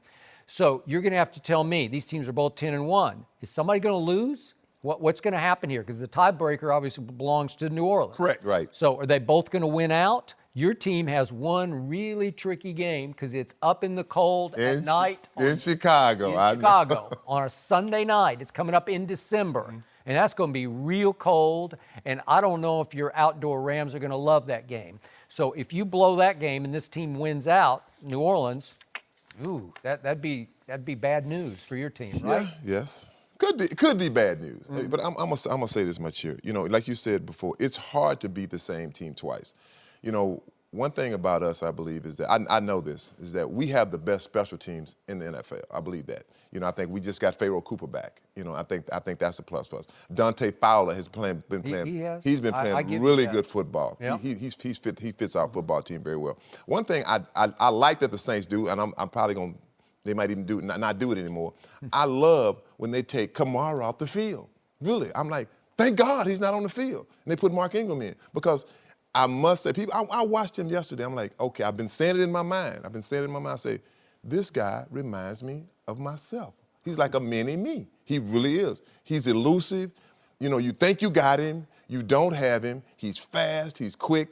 That's one thing that's high praise. That's one thing I'm really concerned when they keep him on the field. Michael Thomas, I like him as a receiver. You're not going to stop him, but I think the next time we will control him. I do agree, if we play him in New Orleans, it's hard to beat him in New Orleans, but I'll say it again. You know this too. It's hard to beat the same team twice. When we played that football game, we won. I think we did a couple things I didn't like. We didn't run the football enough and went for that trick play instead of taking the field goal and keeping the game, taking the lead. We took the lead. That's who your coach is. I believe that next time we play them, we won't do that. We'll take the points because we can score with the Saints. The thing is stopping the Saints. The second half, we stopped the Saints. They had 10 points. They scored, 35 in the first half? Correct. 10 points in the second half. I think the thing what they force you to do and what these teams, the Kansas City's, your team, the Saints, is that they force you to do things that you don't know because you know it's not going to be a 21-24 ball game. You're going to have to get upwards of 30 points. And like how many, because what are the likelihood of us stopping this team? And that's what the Rams and Kansas City did on Monday night. They knew it was going to be one of those games. And the Rams knew, look, he's like, we got to take a chance here because we see how Drew Brees and this offense is going up and down the field on us. But I agree, when Talib comes back, now all of a sudden, because Talib is going to get Michael Thomas is the type of guy that Talib can have some success because he's a bigger receiver. It's that Tyreek Hill, it's these smallish guys that got that little wiggle to them that give the bigger cornerbacks a problem. So it's going to be very, very interesting. But I tell you what, if you don't get to number 9 and put his butt on the ground, you leave him up standing up if you want to. I don't care who you got covering. He gonna throw it to him. I didn't notice Aaron Donald in that game at New Orleans. He nearly enough. Well, he didn't have a great game, but you know he's always a factor because they have to double team him. But I'll say it again. It's hard to beat a team twice. I don't care where you play them at. You can play them at home, on the road. And look, the Saints are a very, very good football team. But don't forget, we are a very, very good football team too. But These are two football teams that are. Here's what troubles me about your team, because we both, Wade Phillips better than I do, but I know him fairly well, and I just have always loved what he does as a coordinator. that defense is not very good. And I know Talib hasn't been there for a while, but they're 23rd in points allowed. I thought they were going to be top 5. Didn't you? I did. I thought they'd be better than they are. 23rd? And the run. I said they're giving up the run because when you can run the football, you can kind of do everything. Right. And the Saints, their offensive line is playing very well. Our offensive line is playing very well. When you can run the football, you can do a lot. My biggest gripe with our football team is we don't run the football enough in certain situations. That's my only gripe. But I'll say it again. I'm gonna keep saying it. If we play them again, we'll get them. Home or in New Orleans. It's hard to beat New Orleans in New Orleans. The ambassador said it, but you heard me say it here first. If we play them in New Orleans, well, wherever we play them, we can play them on the playground. We're going to get them. So Eric Dickerson from Sealy, Texas. Yes, sir. I believe you're a closet Cowboy fan, though you won't admit it. No, I'm not. Yeah, you are. But you need to start rooting for my Dallas Cowboys because there's a cool breeze that's going to blow in from the state of Louisiana, the neighboring state, next Thursday night into Dallas, Texas. And Oh, that's right. I do need the Cowboys to win You that do. game. I You need do. the You Cowboys. need to start rooting for the Cowboys, right? I bought you a jersey yesterday. I know. I got to call my homeboy. I got to get me a Drew Brees jersey. Shit, I don't think you know what team you like. It's whatever team's Team hot win. at the moment. Who do you pick? Who did you pick for the Super Bowl? Who did you pick? From the beginning? So did I. Okay, all right. I got them winning. He got the Patriots winning. I don't think the Patriots are going to make it there. They're You not. don't think so? You guys have written them We off. got You're do. gonna We be got do right now. No, I don't think we I got don't some think do. they make it there. so much Pliability. liability. Yep. Will prevail. Drew Brees, like he doing pliability. I think You're right. sticking around for another segment. Yes. All right, Okay. good. Is it time to consider the Cowboys a legitimate contender Good in the question. NFC? It's a great question. We're going to discuss it next. No mercy. Let's get back to the Cowboys. They had a big win yesterday against the Redskins and are now in first place in the NFC East. Ezekiel Elliott had over 100 rushing yards and a touchdown, and Dak Prescott had 3 total touchdowns, including 2 TD passes to Amari Cooper. Dallas has now won 3 straight, and they have a huge Thursday night matchup next week against the 10-1 Saints. Eric Dickerson back for another segment, but we have a wardrobe change on We set. do, because my man Eric Dickerson gifted me with this jersey for Thanksgiving yesterday, and I appreciate it so much. I told you if we were going to win last night, which I guaranteed it yesterday, right? You had to. That I would wear this today on air. So voila. I want you to that energy. Yeah. That energy I that know. you got right now. I might have want some you to- next Friday. Yeah, I want that. might. I want that just because might. I can assure you I feel very comfortable in saying I'm going to have on the number 9. Yeah. Okay. You know, I got to say, I feel real good in this jersey.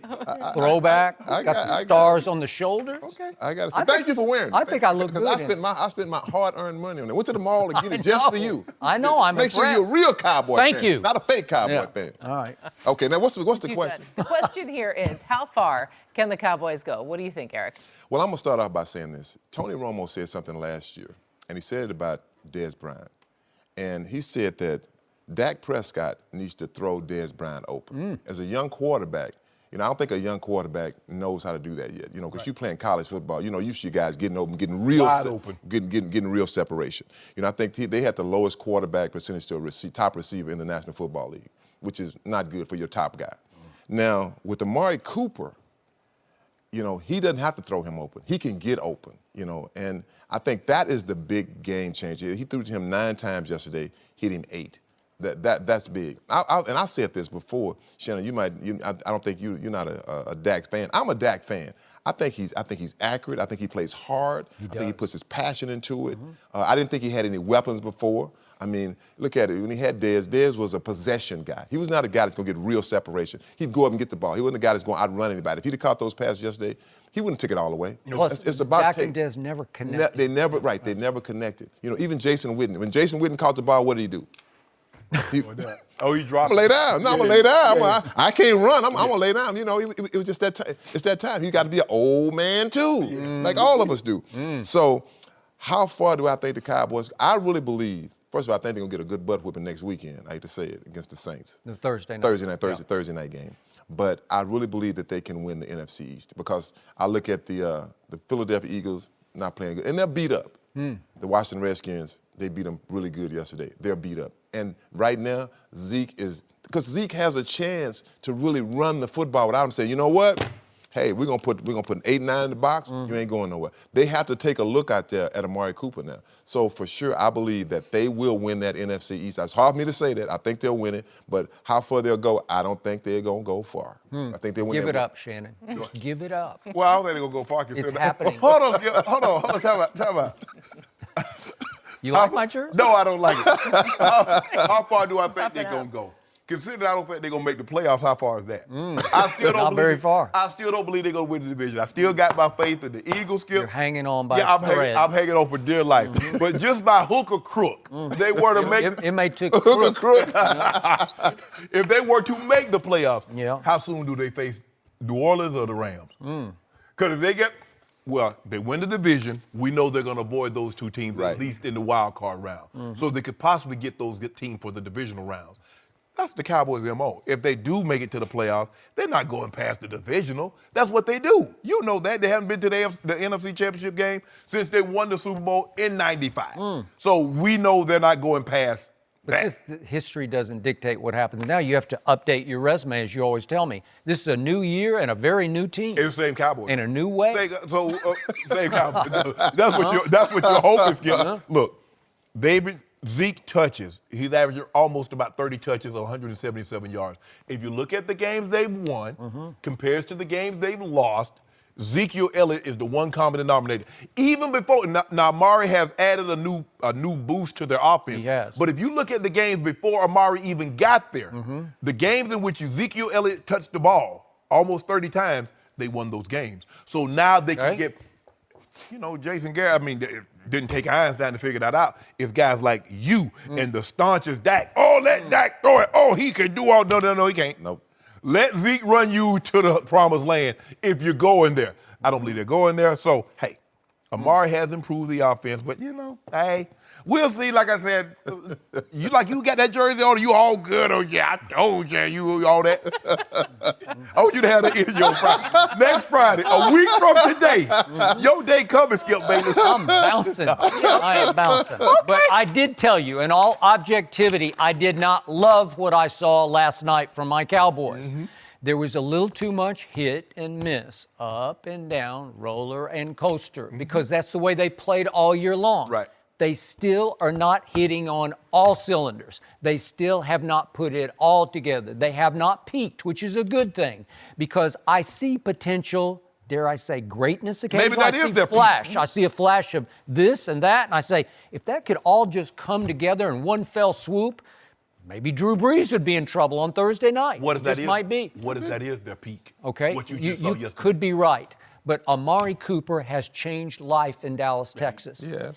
This is a new day and a new way, because all of a sudden they have connected. They are sitting. Amari said, I sit next to him in the meetings. Amari said, I love the ball that he throws to me. It's catchable to his eye. Again, you say he throws wobblers, whatever. Amari likes the wobblers. Amari is enjoying the wavelength that they're on, literally and figuratively. And as Dak said, Amari Cooper is as fast as he needs to be. He doesn't look all that fast, but his routes, he has real quickness and explosion on his routes. He can run the tree. He can run the tree, and he runs it right. He runs it on time, on a dime. This is what I believe, not to cut you off here, that I believe the thing that Amari loves most is that he doesn't have a head coach that browbeats him when things are not going wrong. Because John Gruden has yet to accept this. He's hard to Derek play Carr, is Amari Cooper, is this one or that some one. guys respond to that. Correct. Okay? He took over a veteran Tampa team that responded to that. Yes. Okay? Not so much here. Right.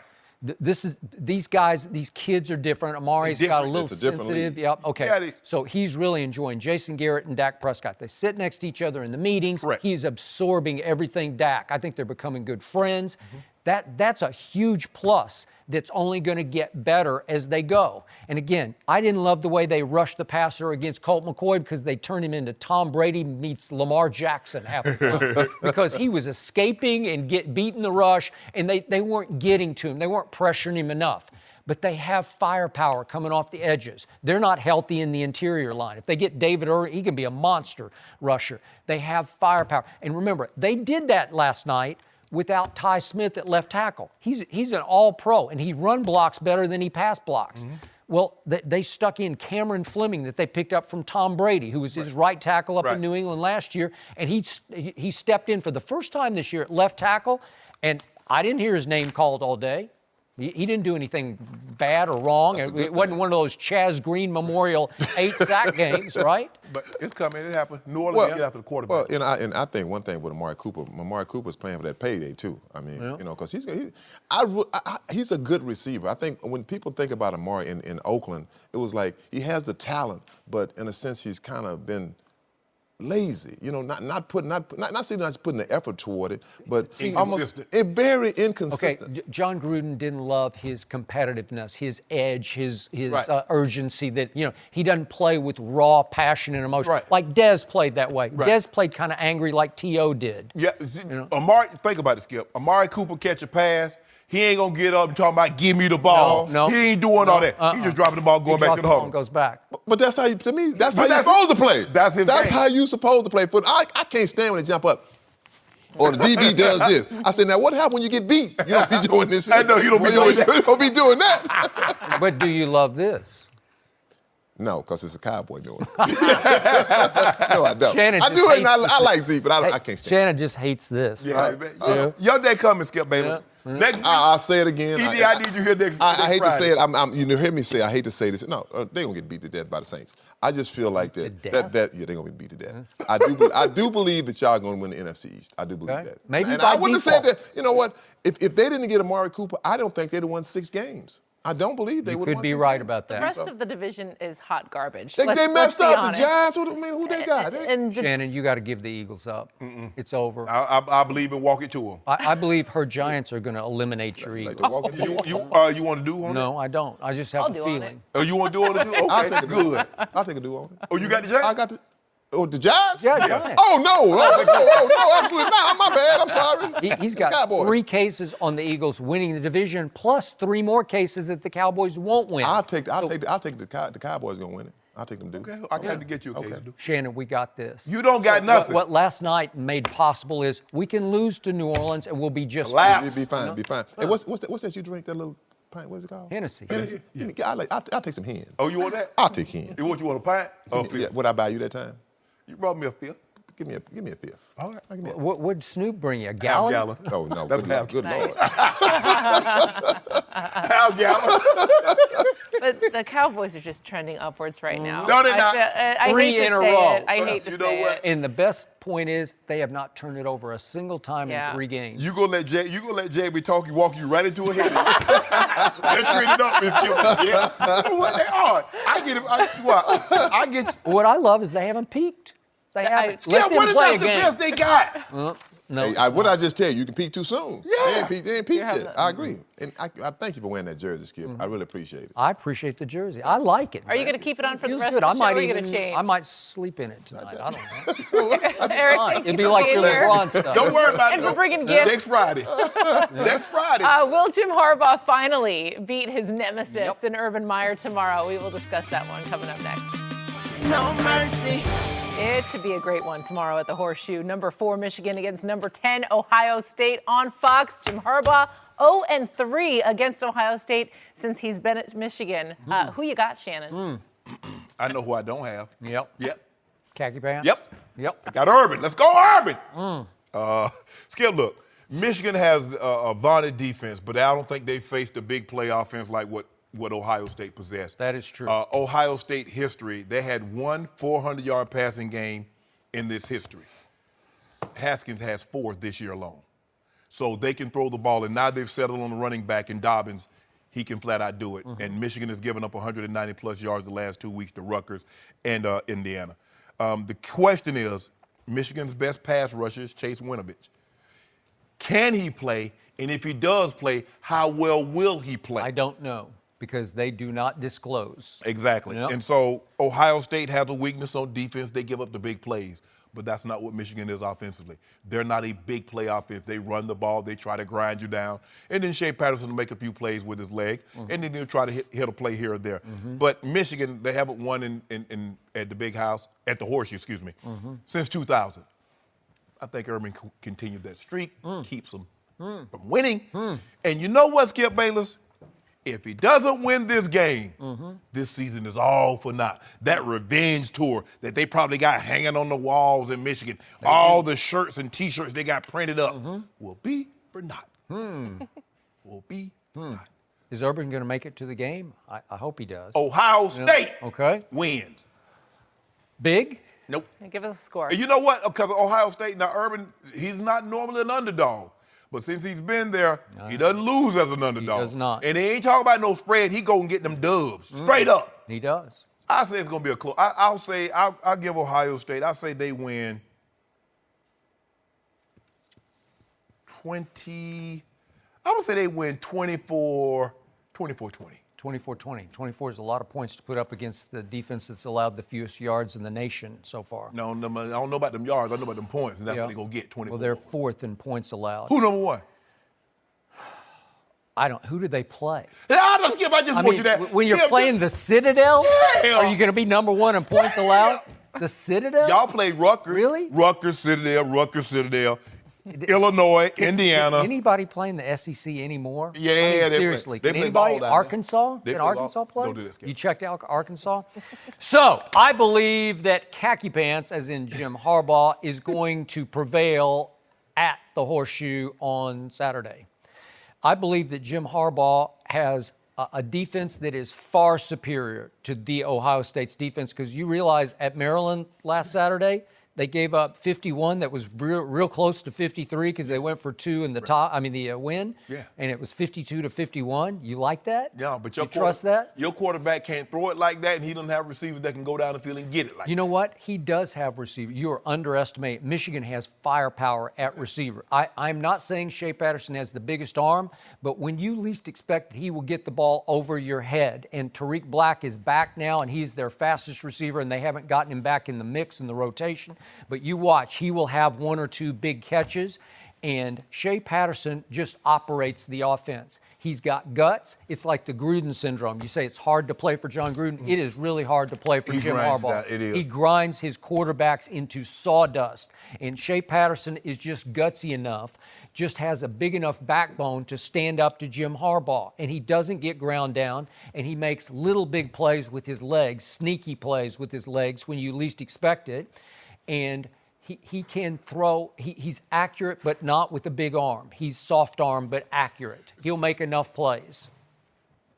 Jim Harbaugh played for Coach Schembechler. He learned his coaching style under Coach Schembechler. So everything he does is that old school. They want to run the ball. He did it every week. Look at San Francisco. You look at here. You look at all the stops. He run the football.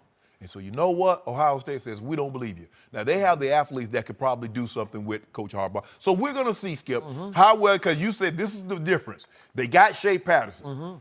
So we'll see. Because I believe Urban Meyer and what's the defensive coordinator? He was about to be the head coach of Tennessee until all that. For Michigan? Shiano for Ohio State. For Ohio State. I believe he will take away what they do. We're going to see if Shea Patterson can throw the football. You believe he can consistently enough in this ball game to help Michigan win. Yeah, I believe Coach Shiano will take that away Michigan from him. simply has the best defensive coordinator in football in Don Brown. So the best defensive coordinator. The best defensive coordinator in football resides in Tuscaloosa. Nick Saban. St. Nick.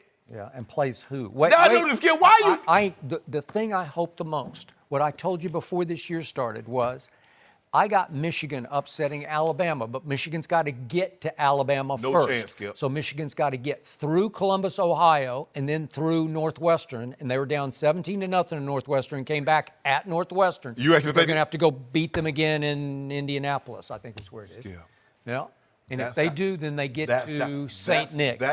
I believe there's one team that can legitimately beat Alabama on a neutral site. And that's Clemson, because they have a defense and that D-line, and they have the athletes.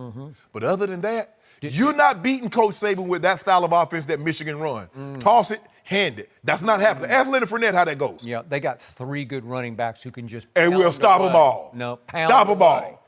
Yeah. And O'Toole And you know what? Heisman Trophy winning Tua. Even against Alabama, if it comes to this, the best defensive player on the field will belong to Michigan because Rashawn Gary's going to be top 5. Yeah. And he doesn't always play to his top 5 label, and he's had a bad shoulder. But he is back, and I think he is primed to launch. Y'all have the best one player, but the other 10 will belong to Bama. I don't think so. Best the other 10 will really belong to Bama. underestimate.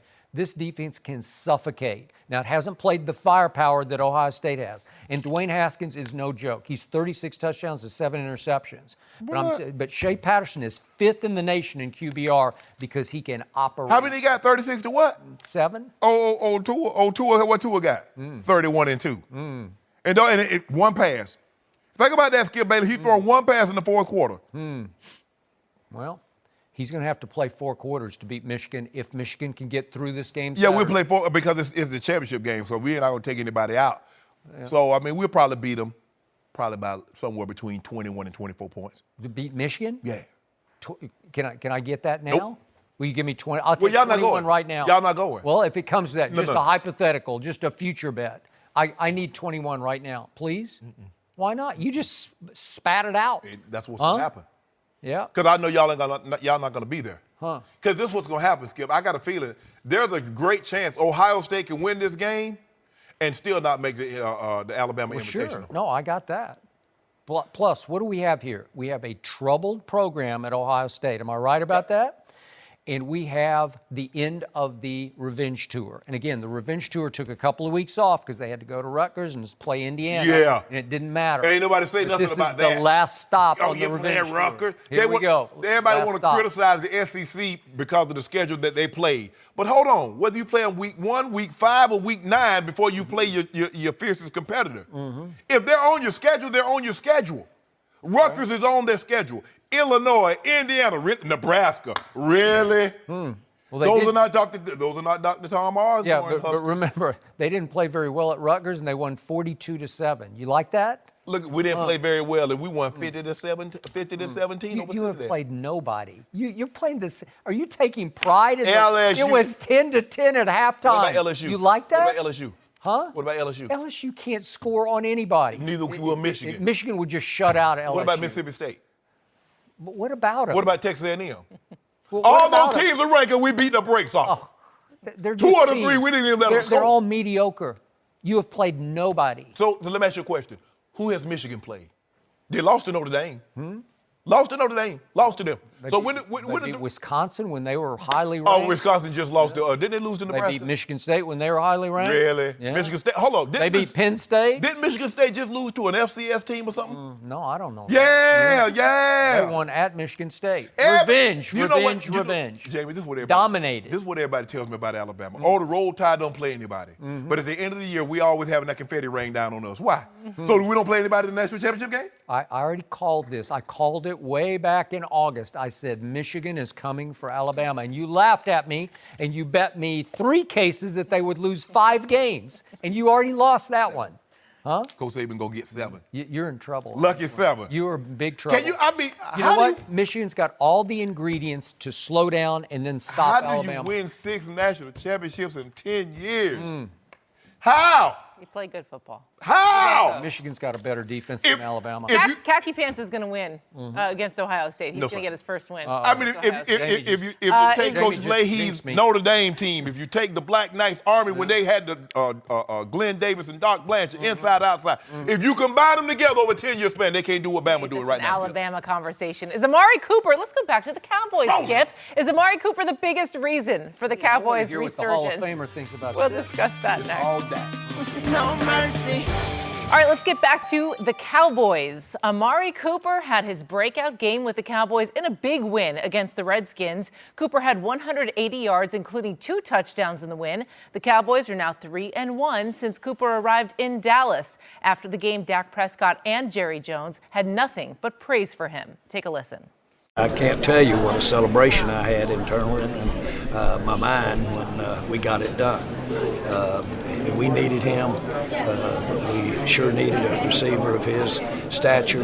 I think we've said it about Zeke, who runs as fast as they need to. And then when they have to turn it on, you actually can tell how fast they are, and I just think that's how he does it. I mean, it's everything. He's a premier receiver. He has it all. His route running, creating space, his strength, as we've seen, making the catches contested, but not only that, breaking the tackles. And then as you saw tonight, the speed, just an open field, just to run away from people, makes him dangerous. All happy vibes there in Dallas. Shannon, you think that Amari Cooper is the catalyst for the Cowboys turnaround? He's a big reason, but he's not the reason. I think committing to Ezekiel Elliott, Skip, because over the last 3 games, he's averaging 29 touches a game. And so to get him those carries, and as you requested this season, throw him the ball some. And they're throwing him, although he didn't have the big plays down the field in the receiving game, he had enough of them to make them respect him being able to catch the ball out of the backfield. Amari Cooper is the reason number 2, because, Skip, the thing is that he's a number 1. That Dak feel, we don't have to give you an option. You can do this or do that to get open. We don't have to run a pick for you to get you open. We can say, Amari, go run the out route. Amari, run the in cut, and he can go get open. Skip, on the first touchdown, Amari Cooper has what we call an under route. Now, the DB is playing inside leverage, but he has to get inside. One of the number 1 things a receiver can have, at the top of the screen, is patience. Yep. Dak is in the shotgun. If he goes too quick, he's going to be too far inside. And even if Dak throws him the ball, the safety is going to be able to make the play. If you watch Amari, he sets him up. He starts outside with that wiggle. He's got some that. Yes. Patience.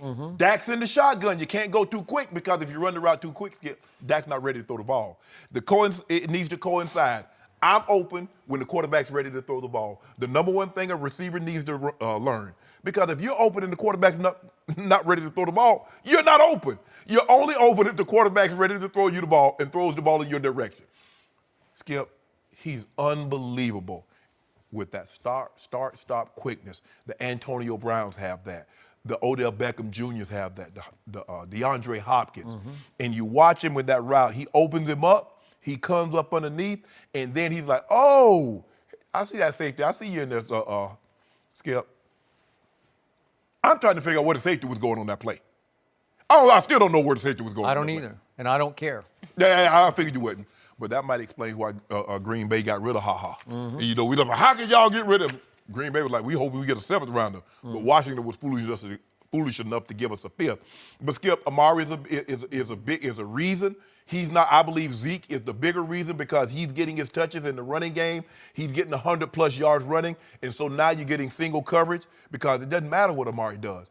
If you can double him and you don't have to put that 8th guy down in the box to stop Zeke, all this is for naught. But Amari Cooper is a big reason why. I don't believe he's the main reason, but his ability to separate, his ability to get open, and Dak's comfort level in him knowing, he gonna win. So I'm just going to give it to him. I don't have to back shoulder. I don't have to make it a 50-50 jump ball. Yep. He's going to win. I can put it there, and then he can go make plays. So, in my humble estimation, or not so humble estimation, Amari Cooper changed everything, and he is by far the number 1 reason for all of the above. Because I remind you, when this team played at Washington just a few weeks back, Ezekiel Elliott managed 15 carries for 33 yards. Yeah.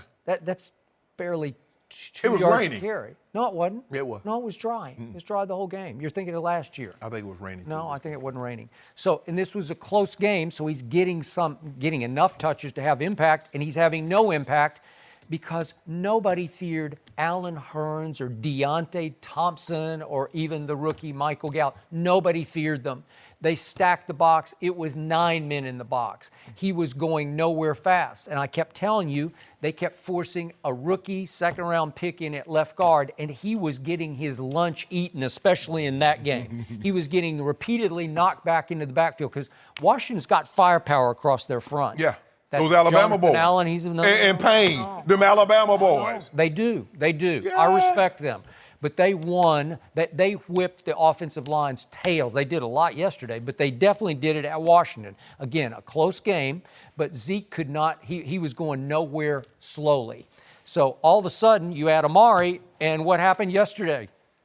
Great things happened. Zeke got loose. Zeke had some super highways that I didn't think he was going to have yesterday. Okay, so it's all because of Amari. And again, Jerry keeps making the best point about this. They are investing in him with a first-round pick long-term. Yeah. He's 24 years old. Yeah. He's been around. It seems like he's been around for a long time. Right. He made 2 Pro Bowls, and then he had 2 shaky years, and he was known to drop a lot of balls for the Oakland Raiders. And have you seen him drop a ball yet? No, and I think that, Jerry said also that we needed Amari, but I believe Amari needed the Cowboys also. Okay. Because sometimes, Skip, I buy that. Yeah. He and John, it wasn't going to work. Okay, it just wasn't going to work. And he's dropping balls because he's not happy. He's not locked in. Concentration level. He's not in a comfort zone. Yep. And all of a sudden, I loved what he said last night. Amari said, I just love Dak's delivery. I just love the way he throws the ball. It's an easy ball to catch. We're on the same page. Mm-hmm. Well, that's everything. And when Jerry pulled the trigger on this trade, he couldn't know whether Dak was going to click with Amari. Right. I mean, you can't bring him in for an interview. Well, he couldn't be any worse than what the connection that he had with Dez. Could it be worse what than connection? that? Yeah. Well, or lack thereof. Or lack thereof. And the other receivers, he might have had a connection with them, Skip, but they can't consistently get open.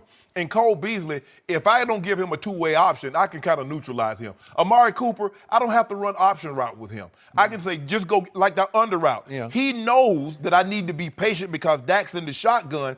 I got time. And by the way, one of these games, Cole Beasley's just going to unleash on somebody. He caught 1 ball for 5 yards yesterday, and you know he's better than that. And you know he's getting some single coverage. I do. I saw him catch 75 balls 2 years ago. Yeah. 75? Did you see what you call him, Christy Teigen? Christy Teigen. Yeah. She got a cookbook. She said she burned the pies. So even the best cook might burn something. Even an alley cat will find a whole chicken. So that year he caught 75 balls, Cole Beasley just found a whole chicken in the trash. You can't find 75 whole Yes, he did. He found, yeah, he did. Alley. That was just a whole chicken. Huh? Whole chicken, not scraps. Nice analogies there. Yeah. Cole Beasley caught will Aaron one Rodgers get his revenge on the Vikings Sunday night? We'll discuss that one next. Really? Yeah. No mercy. Time for our final topic of the day. The Packers and Vikings both need a win to keep their playoff hopes alive Sunday night in Minnesota. The Packers will have to find a way to win away from Lambeau since they're 0-5 this season on the road. These two teams played to a 29-29 tie in Week 2 earlier this year. Gosh, I hate ties in the NFL. Shannon, who wins this one? I'm going to take, I can't believe I'm saying this. I'm going to take the Vikes in a close. What? I'm going to take the Vikes against the greatest quarterback in the history of football? Yeah. How? Just because it's not an individual battle. I believe the Vikings are a better team than the Packers, Skip. Really? You know how, yeah. That defense? Come on. What defense? That's my question. What defense? Green Bay doesn't have a defense. No, Minnesota doesn't have a defense. Yeah, they do. Well, they used to. They're real 102nd in the league in sacks. And Harrison Smith, they got a good defense. Okay. And I believe they'll win this game. They'll cover the spread. I think the Vikings are a 3-point favorite. They'll get to that. And Jimmy Graham is expected to play. Like I said, normally guys with a broken thumb, the only thing they can catch are pies. Well, they said in practice he was catching lots of pies, so I don't know. Okay, we'll see. Fine. We'll see when somebody chop that, because let me tell you what's going to happen. What do you think is going to happen, Skip? Chop it. Okay, fine. That's fine. But for me, this comes down to Aaron Rodgers or Kirk Cousins. Kirk Cousins. Aaron Rodgers, Kirk. I think I'm going to take Aaron Rodgers to win a road game finally this year. That is huge for you to take Aaron Rodgers. There's no way I'm going to take Kirk Cousins on the Sunday night stage against Aaron Rodgers. He'll throw it to Green Bay 2 or 3 times. Like your hate for my first cousin. I don't have hate. Oozing. I have objectivity. I tell you what, if you don't pull this game out, Skip, I'm gonna be right there with you. You just picked Kirk Cousins to beat Aaron Rodgers. I picked the Minnesota Vikings to beat the Green Bay Packers. You always try to make it a head-to-head battle. It's not like that. Packers got robbed. They're due for a road win. Due for a road win. No mercy.